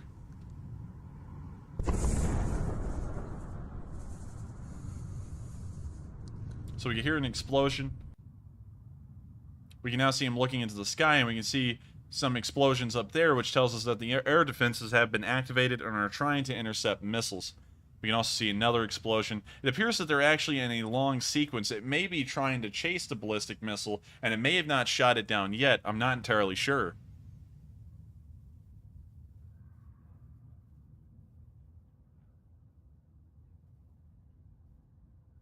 To answer Michael D's question, YouTube Give donates 100% of the fundraising, so there is no percentage of that I take. My percentage of this $28,000 is $0. All of this will go straight to the UNHCR, which is helping out the refugees in Ukraine. So I hope that answers the question. Make sure that it's a little bit more clear. And also to further clarify, the super chats, rather than the $100 I send in every single week, I sent in $100 this night on the Sunday fundraiser. All of the super chats go towards supporting the channel and making sure we can keep doing what we're doing. Because to keep the lights on and make sure that I can keep doing this, I, of course, have to make sure I can support myself. Also, I'd like to thank the anonymous donor for their $110 donation. I'd also like to thank S. Moore, who's been around for so long, donated $10. Thank you very much once again for that. And we can also see KMC donated $20 as well, and he's been around for an incredibly long time too. And Michael C. donated 100 New Zealand dollars, and Ty Andrews donated 5. Anonymous donated 20 US dollars and 20 Canadian dollars. Of course, Anonymous is a random person. We don't know who they are. And then we've seen another $20 donation from Anonymous. And so I thank you all so much for all those donations. And we also seen B. Baldy send in $50. Are you related to Bald and Bankrupt? But anyways, we're going to let the video continue. We can still see the air defenses being activated over Belgorod. It appears that a large anti-air battle is occurring over the city as the ballistic missiles have been let fly by the Ukrainians. Thank you, Beer Murphy, for the $20. Also, that's a very good way to put it, Tony Wilson. I pretty much get a negative $110 every single time I run a Sunday night fundraiser, but I'm totally fine with that.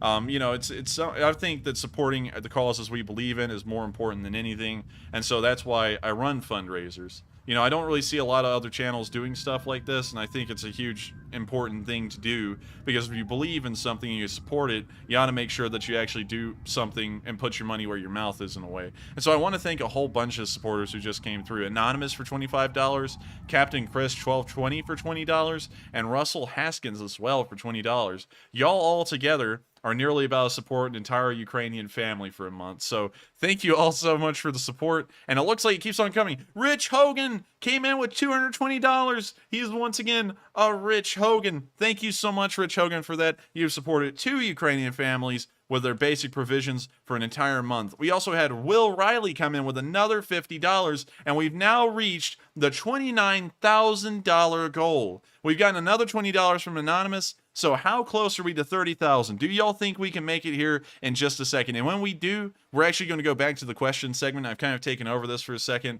from Matthew, not really intentionally, just trying to make sure that a lot of people hang around and we can get some more support going towards this direction. We've seen Damon come in with $20, Anonymous for $220. Thank you so much, Anonymous, whoever you were. Thank you so much. Brian Pauling, I'm sorry if I mispronounced that, for $20. Russell Haskins again for another $20.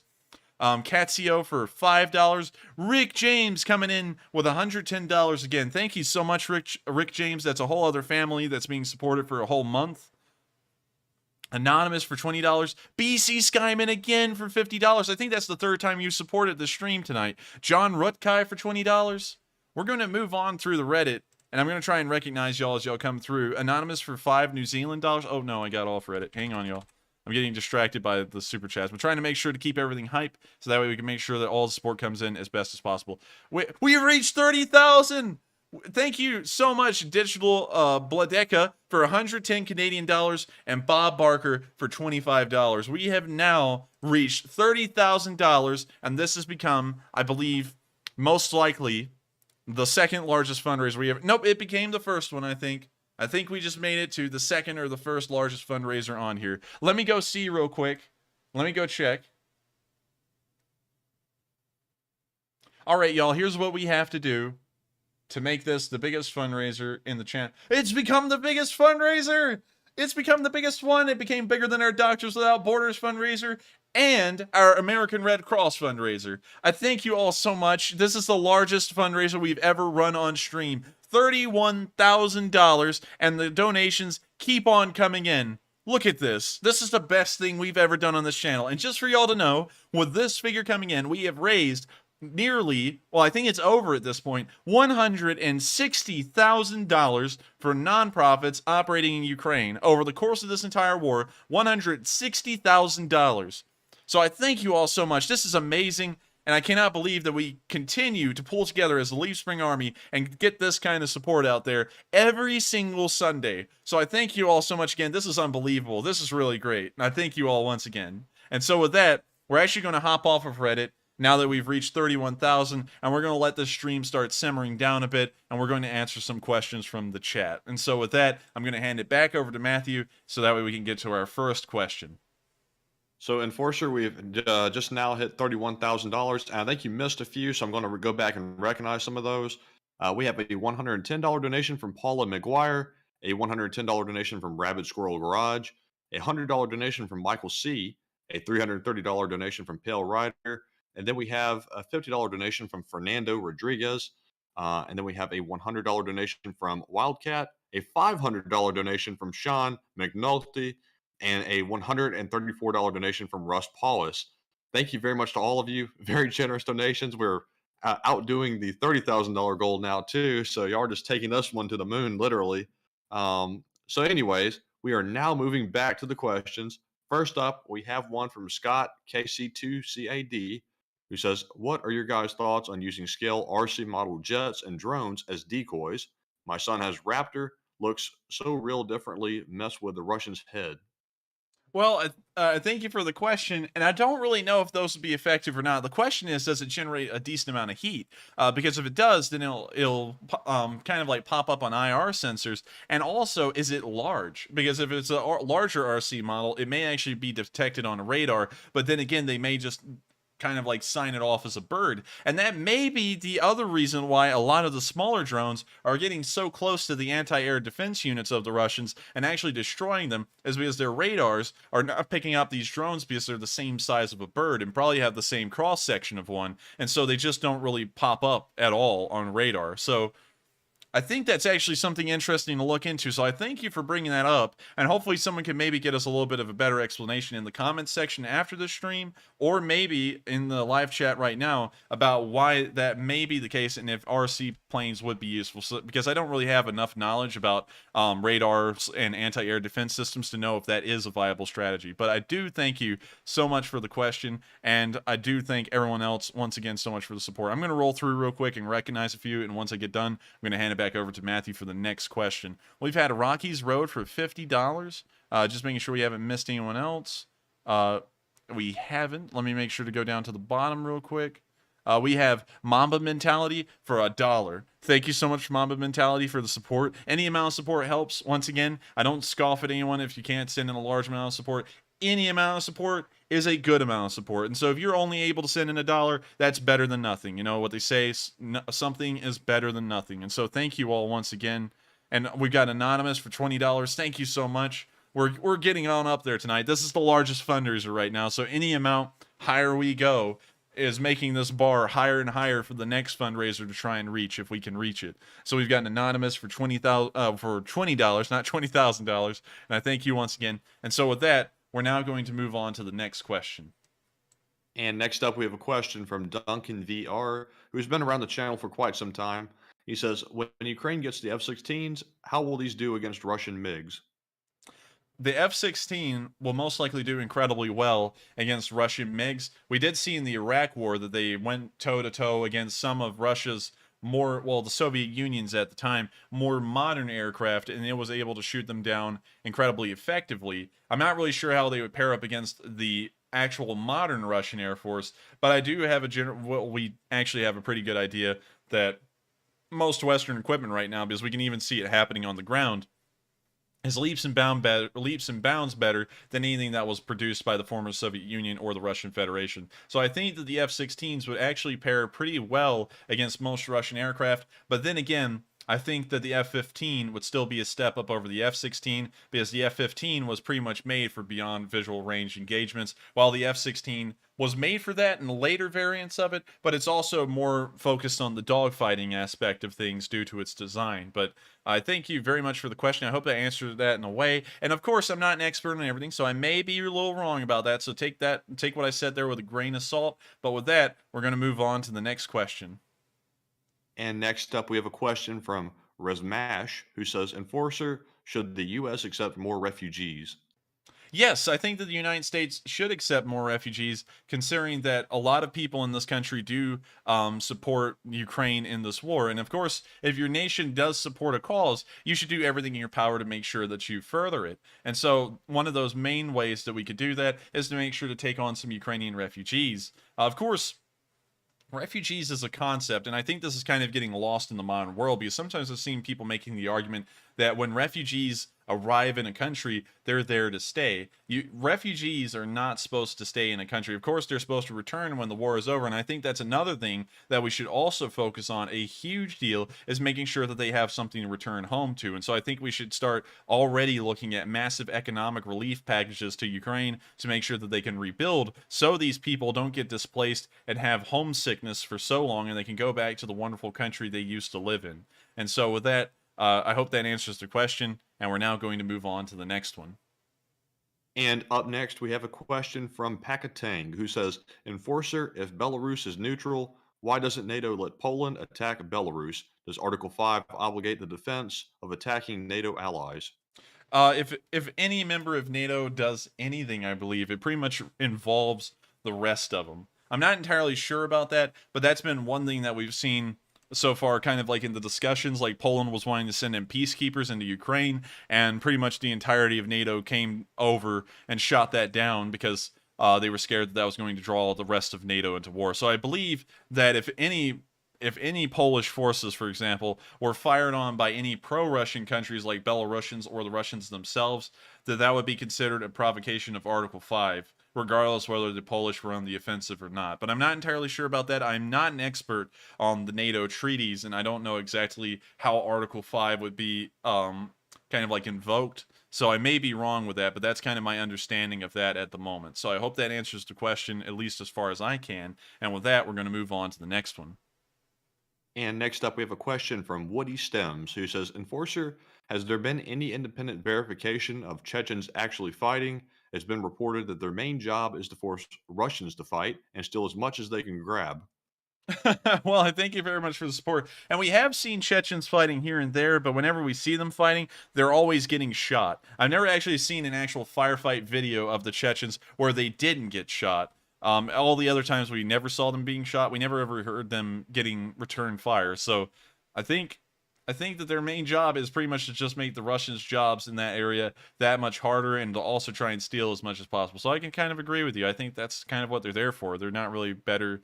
Well, they're not really good for anything else, really. So I hope that answers the question. And with that, I think we're going to move on to about 5 to 10 more. We'll just have to see how it goes. Questions, and then we're going to round out the stream tonight. And so with that, on to the next question. Next up, we have a question from a channel regular, Kate Thomas, who says, Enforcer, can we talk about the special ops mouse that took out the Russian flying tank? Can you read that one to me one more time, Matthew? I think I might need to gather up my thoughts on that one. So they said, Enforcer, can we talk about the special ops mouse that took out the Russian flying tank? Sadly, I don't think we can, because I don't know of any mouses that took out flying tanks, sadly. So I hate that I can't answer that question, but I'm going to have to declare ignorance on that one. I don't really have enough information to go into that one with. And so with that, we're going to move on to the next question. Enforcer, did you just say mouses? I think I may have. It's mice. It's mice or meese. So I'm just kidding. It's not meese, everyone. I'm just joking about that. It's mice. So sorry about that, y'all. But yes, I think I just said mouses. So with that, we're going to move on to the next question. And next up, we have another question from Woody Stems, who says, Enforcer, is the new Russian commander giving his orders from Moscow, or is he closer to Ukraine? And do we know? Most likely closer to Ukraine. That would make the most logical sense. But then again, just because it makes logical sense doesn't mean that's what's happening. Also, I just saw someone, Ed A, say mousehets. So pretty funny. I think mouses will probably become another one. Sorry about that, y'all. But you know, just because it makes logical sense doesn't mean that they're going to be close to the front line. They could be operating the entire thing from Moscow. And that's not out of the picture. I mean, like, for competent militaries, much like the United States, it was normal for all of our overseas operations. For example, the invasion of Iraq was largely conducted from inside the Pentagon all the way in the United States. So it's not impossible, per se, but it would be very difficult for the Russians. And of course, that does pose some issues for commanders, for example, like the few that were in the Pentagon during the invasion of Iraq, is that they're not really there and they're not getting the information live, and they're not really getting as good a picture of what's going on in the war, considering that they're so detached from it, and all the news they're getting is having to be relayed to them, and it may have a delay on it. And so I hope that kind of answers the question, gives a little bit of context as to what the best answer may be, but honestly, I'm not really sure where the Russian commanders are conducting their operations from. We do know that some generals are apparently deadly close to the front, because just a day or two ago, a Major General Andrei Simonov died near Izyum from a MLRS attack. So that is giving us a good idea that most of the Russian generals may still be near the front, and a lot of them are in perilous danger of death every single day. And so with that, I hope I answered the question, and we're going to move on to the next one. And next up, we have a question from Mike Bibb, who says, can you comment on the apparent acts of sabotage happening in Russia at the power plants, etc.? Unfortunately, I can't talk about the reports of damage happening at the power plant, primarily because the graphite you saw is not there. You're imagining it. You're delusional. And so I'm just kidding. That's a Chernobyl reference, just in case anyone didn't know. Go watch that series in general. Matthew and me are huge fans of the Chernobyl series. It's a very interesting look into when things go very wrong at a nuclear power plant because of incompetence. So it's a very interesting show. I would highly recommend. But I would also like to make the note that while I do like that show, and it is about a nuclear disaster, nuclear power is incredibly safe. I actually believe that when you actually look at the figures, the statistics, and things like that, nuclear power, by and large, across the entire board, is a very, very safe way of generating power, and also an incredibly clean way. But you have to make sure that it's run competently, because if it isn't, it could lead to disastrous results. And so I can't really talk about that all too much, because I haven't been getting a lot of reports about that here on the channel. And so sadly, I'm going to have to declare ignorance on that. And so with that, I'm going to respond to Crash Force here, who said, not great, not terrible. I'm glad to see we have another fan here. And we also have 3.6 Ronkin from Ascentsev Anakin. So yes, there's a lot of people in here who are saying this. And also another crazy thing is that I've seen you in here every once in a while, Crash Force, and you have like the check mark thing besides your like name. And I actually tried to find out what that was, and I think it's because you got like 170,000 subscribers or something, which is so weird to think you're watching this channel. But anyways, I do thank you so much for watching it, and also it's good to see that you are also a fan of Chernobyl. And also, let's see, do we have anyone else? Let's see. Yeah, I don't see a lot of... man, we don't have a lot of them rolling in. Oh! Mouse! They're not talking about a mouse, they're talking about the mouse at the museum. Let me pull that up real quick. Let's see, mouse news. No, mouse tank news. Let's see if we've got any news on that thing. It doesn't look like it's made any news. I'm sure if that tank got destroyed, it would make news somewhere. I don't really know the condition of that museum and if it was in any kind of fighting or if it got damaged or anything. But with that, I hope that answered that guy's question. And with that, we're going to move on to the next one. And real quick, I want to recognize a $110 donation from Code Slinger. Thank you very much for the donation. to the really good charity tonight. Next up, we have a question from Mark, who says, "Enforcer, what are the potential consequences of accepting Ukraine into into the EU and NATO?" The potential consequences of bringing of Ukraine into NATO, bringing them into the European Union, that's really just an economic alliance, so there's not really a lot of consequences there. So to answer that question, it would really just be getting them in on some pretty decent trade deals with the rest of Europe, and also getting them set up pretty well with tariffs and customs imports and exports and such things to other European countries. So that would help them out economically. But joining NATO is the one that's a lot more important because it's a defensive alliance, and so it has everything to do with the military and their national defense. And if they were to join NATO, that means that the front line that NATO shared with the Russians would pretty much expand by a factor of 2, because Ukraine would now be that front line. And that would also put the NATO countries within around 130 miles to Volgograd. And if they were able to capture Volgograd, that pretty much serves the same purpose as Kherson, and it would cut off the Russians from using the entire Volga River as kind of like an economic, a highway of pretty much supplies and money flowing in and out of the country, upstream and downstream. So that's kind of the implications of Ukraine joining NATO, and that's the whole entire reason that the Russians really went into this war, is that if Ukraine did join NATO and they didn't make some kind of protest or make an attempt to stop it, the front line would expand by a factor of 2, and the Russians know good and well that their military could not stand up against the entirety of the Western world, and that's why they decided to try and take Ukraine on in a one-on-one kind of war, so that way they could sit there and overpower them and not have to overpower the entire West decades down the road in a worst case scenario. So I hope that answers the question, and with that, we're going to move on to the next one. And next up, we have a question from Diffuse56, who's also been around the channel for quite some time and is a regular. He says, "My question is, do we have any report on how the counter battery radar is doing on the 155s that we gave the Ukrainians?" Sadly, I hate to say this, but I don't really get a lot of specific news about that. I think that would actually come out in some kind of report after the war about the efficiency of that counter battery radar in a way. That's something that is very hard to get live and on the spot, and it does take a decent amount of time for statisticians to compile that information and then deliver it in some kind of readable form. So unfortunately, I hate to say this because you've been around for a long time and I wish I could answer everyone's questions. I don't really have enough information to talk about that. I'm not really sure if they have been incredibly effective, but we do know that Ukrainian counter battery fire has been effective by and large, and so I'm sure that it is leading to some increased efficiency in their counter battery activities, but unfortunately I don't have any numbers or any information to back that up. And so with that, I hope I answered the question at least as far as I could, and we're now going to move on to the next question. And next up, we have a comment from Alex Wolf, who says, "Can you do a poll on how many people in this chat think that Putin would actually use nukes?" Yes, I could do that. Will Putin use nukes? And we're putting it as a yes or no. Because whenever I put down maybe, a lot of people go with maybe. And honestly, I understand why. Because, I kind of want to see if you had to pick a yes or no side, which one would you lean towards?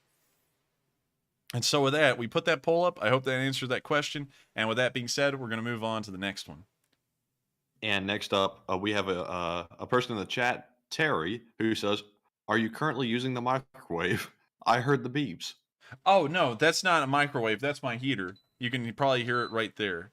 And I have a heater, focused on my legs because my room doesn't have any good heating or cooling in it. So I actually have a fan running on, a pretty high setting way back in the room on the other side. And I also have a heater right on my legs. So if you ever hear that beeping, that's not the microwave, that's my heater, and that means I'm freezing in here. So I thank you for asking the question about the microwave, but no, that's a heater. So with that, we're going to move on to the next question. And next up, we have a question from Mamba Mentality, who says, "Enforcer, did you hear of another Russian general getting killed along with 100 soldiers and only 7 escaped?"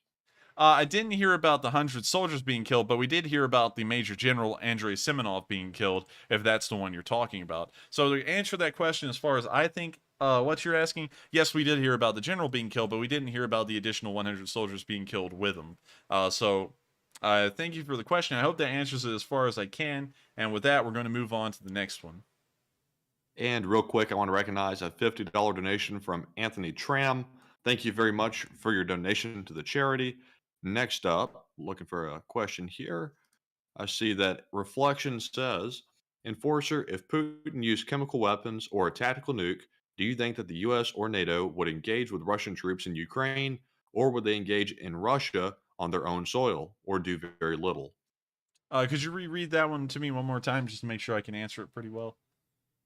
So they said, Enforcer, if Putin used chemical weapons or a tactical nuke, do you think that the US or NATO would engage with Russian troops in Ukraine, or would they engage with Russia on their own soil?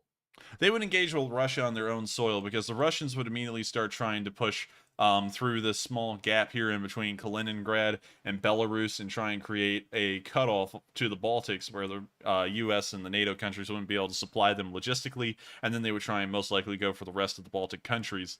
Although we already see how poorly they're doing against the Ukrainians. They probably wouldn't be able to do well against even the Polish. Not saying that the Polish are a bad military or anything, but they're not the largest and most heavily funded on Earth, and they probably wouldn't do well against them. So I think really that if the Russians used any kind of chemical, nuclear, or biological weapons, that would most likely entail a war on the actual NATO front line instead of forces entering Ukraine and then fighting in there with them. So I hope that answers the question, at least as far as what I'm assuming. I could be wrong, you know. So take it with a grain of salt, but that's what I'm thinking would most likely happen. And so with that, we're going to move on to the next question. And up next, we have another question about nukes again. Looks like we're getting a lot of questions about that coming in. And at the moment, it looks like the majority of people think that Putin would not use nukes. It looks like 66% of people think that he wouldn't. But up next, the next question is from Praise Adonai, who says, the nuclear drums are sounding. Russian TV is preparing Russia for nuclear war. If Putin nukes Ukraine, how will NATO or the US respond? And I think you sort of already answered that question. Yeah. So I would just say praise that, and also you've supported this channel a whole load, and so I thank you very much for that. But we kind of already answered that first, and I think that they actually just start a war on the actual NATO front line, and then they may also do both. They may actually fight the Russians on their own soil on the NATO front line, and then they may also put forces inside of Ukraine and support the Ukrainian side of this war. So I hope that kind of answers the question in short, because we kind of already covered that one before. So I hope that answers the question. And with that being said, we're going to move on to two more questions, and then we're going to round out tonight's stream. And next up, we have a question from Lilith Embers, who says, Enforcer, why aren't other countries stepping up like the USA is doing? I know not all countries are rich as the US, but they seem to be falling way behind the support we have given. Well, there's a lot of reasons why, but unfortunately, I don't know the deep and complicated political situations in every single country to explain exactly why. Of course, you know, I did go into depth days ago about the German energy situation and why they're in a kind of tough spot with that. So that's one of the political issues that's going on in Germany. But then there's others in other countries like France, the United Kingdom. I am a little bit more privy about the political situation in the United Kingdom, but I don't really want to weigh in on it too much because you know that of course weighing in on anything really politically can of course always lead down the rabbit hole where I could accidentally let an opinion of mine slip or something like that. You know, because while I do keep neutral and I believe that is the role of news and journalism in general, of course I do have my own opinions, but I keep them private because it has no place in reporting the news. And so unfortunately I really can't talk about it all too much. So unfortunately I cannot answer that question, but we'll make that up to everyone by answering two more questions, and then we'll round out the stream. And so with that, on to the next question. And next up, we have a question from Nickelodeon Surname, who says, Enforcer, if Russia is attacking and the line is not moving, then seriously, how many troops are Russia actually losing? And Ukraine for that matter, but mostly the attacking force. The Russians are losing a massive amount of forces every single day. We know at least around 8 to 10 tanks per day, maybe even more depending on how bad the day is, and they're also losing around 400 soldiers per day. So we know that the losses are actually incredibly high, and that actually puts them higher than some countries in World War II were suffering per day. So that gives you a pretty good idea of how rough this war is going for the attacking force, which is the Russians. So I hope that answers the question in a way, and with that, we're going to move on to the last question of the night. And the next one is from Level 70, who says, Enforcer, there has been a report that the Russians are preparing to attack Kryvyi Rih near Kherson. How strong are the Ukrainian forces near there? The Ukrainian forces, we're not entirely sure how strong they are anywhere. Of course, we don't really get a lot of news about Ukrainian forces, their positions or strengths. So, unfortunately, I can't really attest to that. But I do know that the Ukrainians have been giving them a run for their money everywhere. And as far as my front line show, because I have referenced a map. I'm sorry, forgive me, I have sinned. I did reference one map, and they keep on showing that the Russians control this area where my mouse cursor is. But I cannot find any video evidence coming from that area showing that they're there. And so I cannot confirm if they're there or not, and I can't adjust my front line to represent that. So they may be close to Kryvyi Rih, but as far as I know, they're not, because there's been no evidence of them being there. And so they would, of course, on my map, have to push a pretty good distance, some, like 100 miles or so, down the fastest road there, the fastest major road, to get to Kryvyi Rih. And so that gives the Ukrainians a long amount of time, say if the Russians only advance 7 miles per day, which is like blitzkrieg speed, to defend to defend Kryvyi Rih for some 10 days or so, just going down this one road before they even get on the H11. So I think that the defenders are in a pretty good position there, just because of the amount of ground the Russians would have to cover to actually reach the city, according to my map.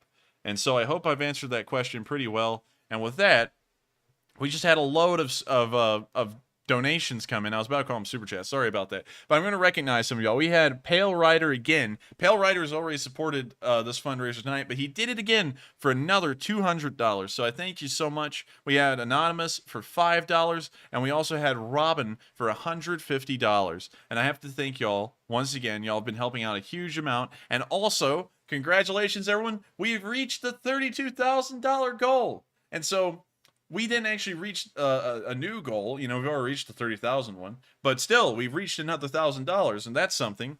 And so I thank y'all all so much once again. And with that, we're going to round out tonight's stream. And y'all ended it on a high note, so thank you very much. And also, I'd like to note Naria, Paul Ryder, and everyone else who's also supported a huge deal. Could we read them off all again real quick, Matthew, so that way we can make sure to recognize our largest supporters for the night?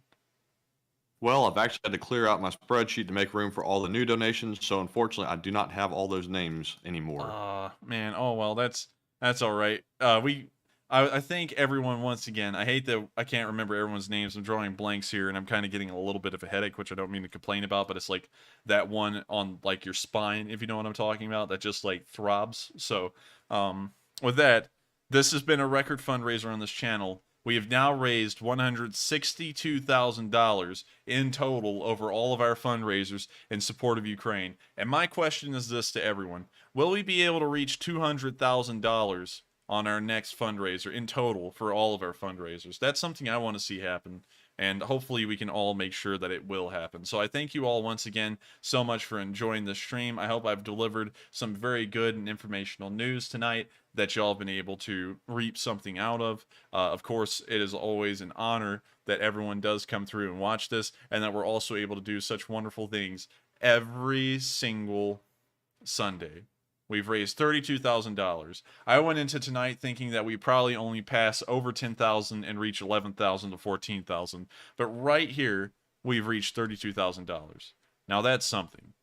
Now, not a lot of channels can sit here and say that they do this every single week. But this channel can. And it's not because of me. I run the stream, sure, and the stream's the reason everyone's here. Yeah. But it's not because of me. It's because of y'all.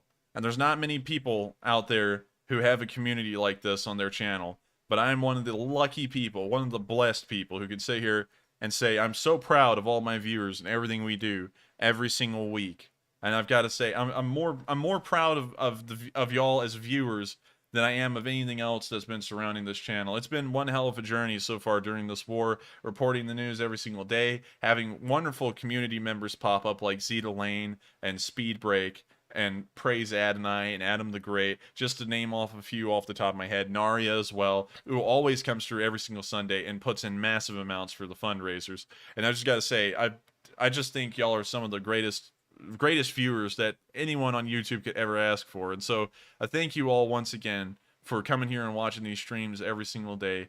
And of course, I will be taking tomorrow off. Every single Monday I do take off, but the streams will begin once again at 10 p.m. Eastern Time on Tuesday, and will go on for the rest of that week. So, I thank you all once again for coming to the stream and supporting the fundraiser for tonight, and I will see you all on Tuesday. Thank you once again, and Heroam Slava.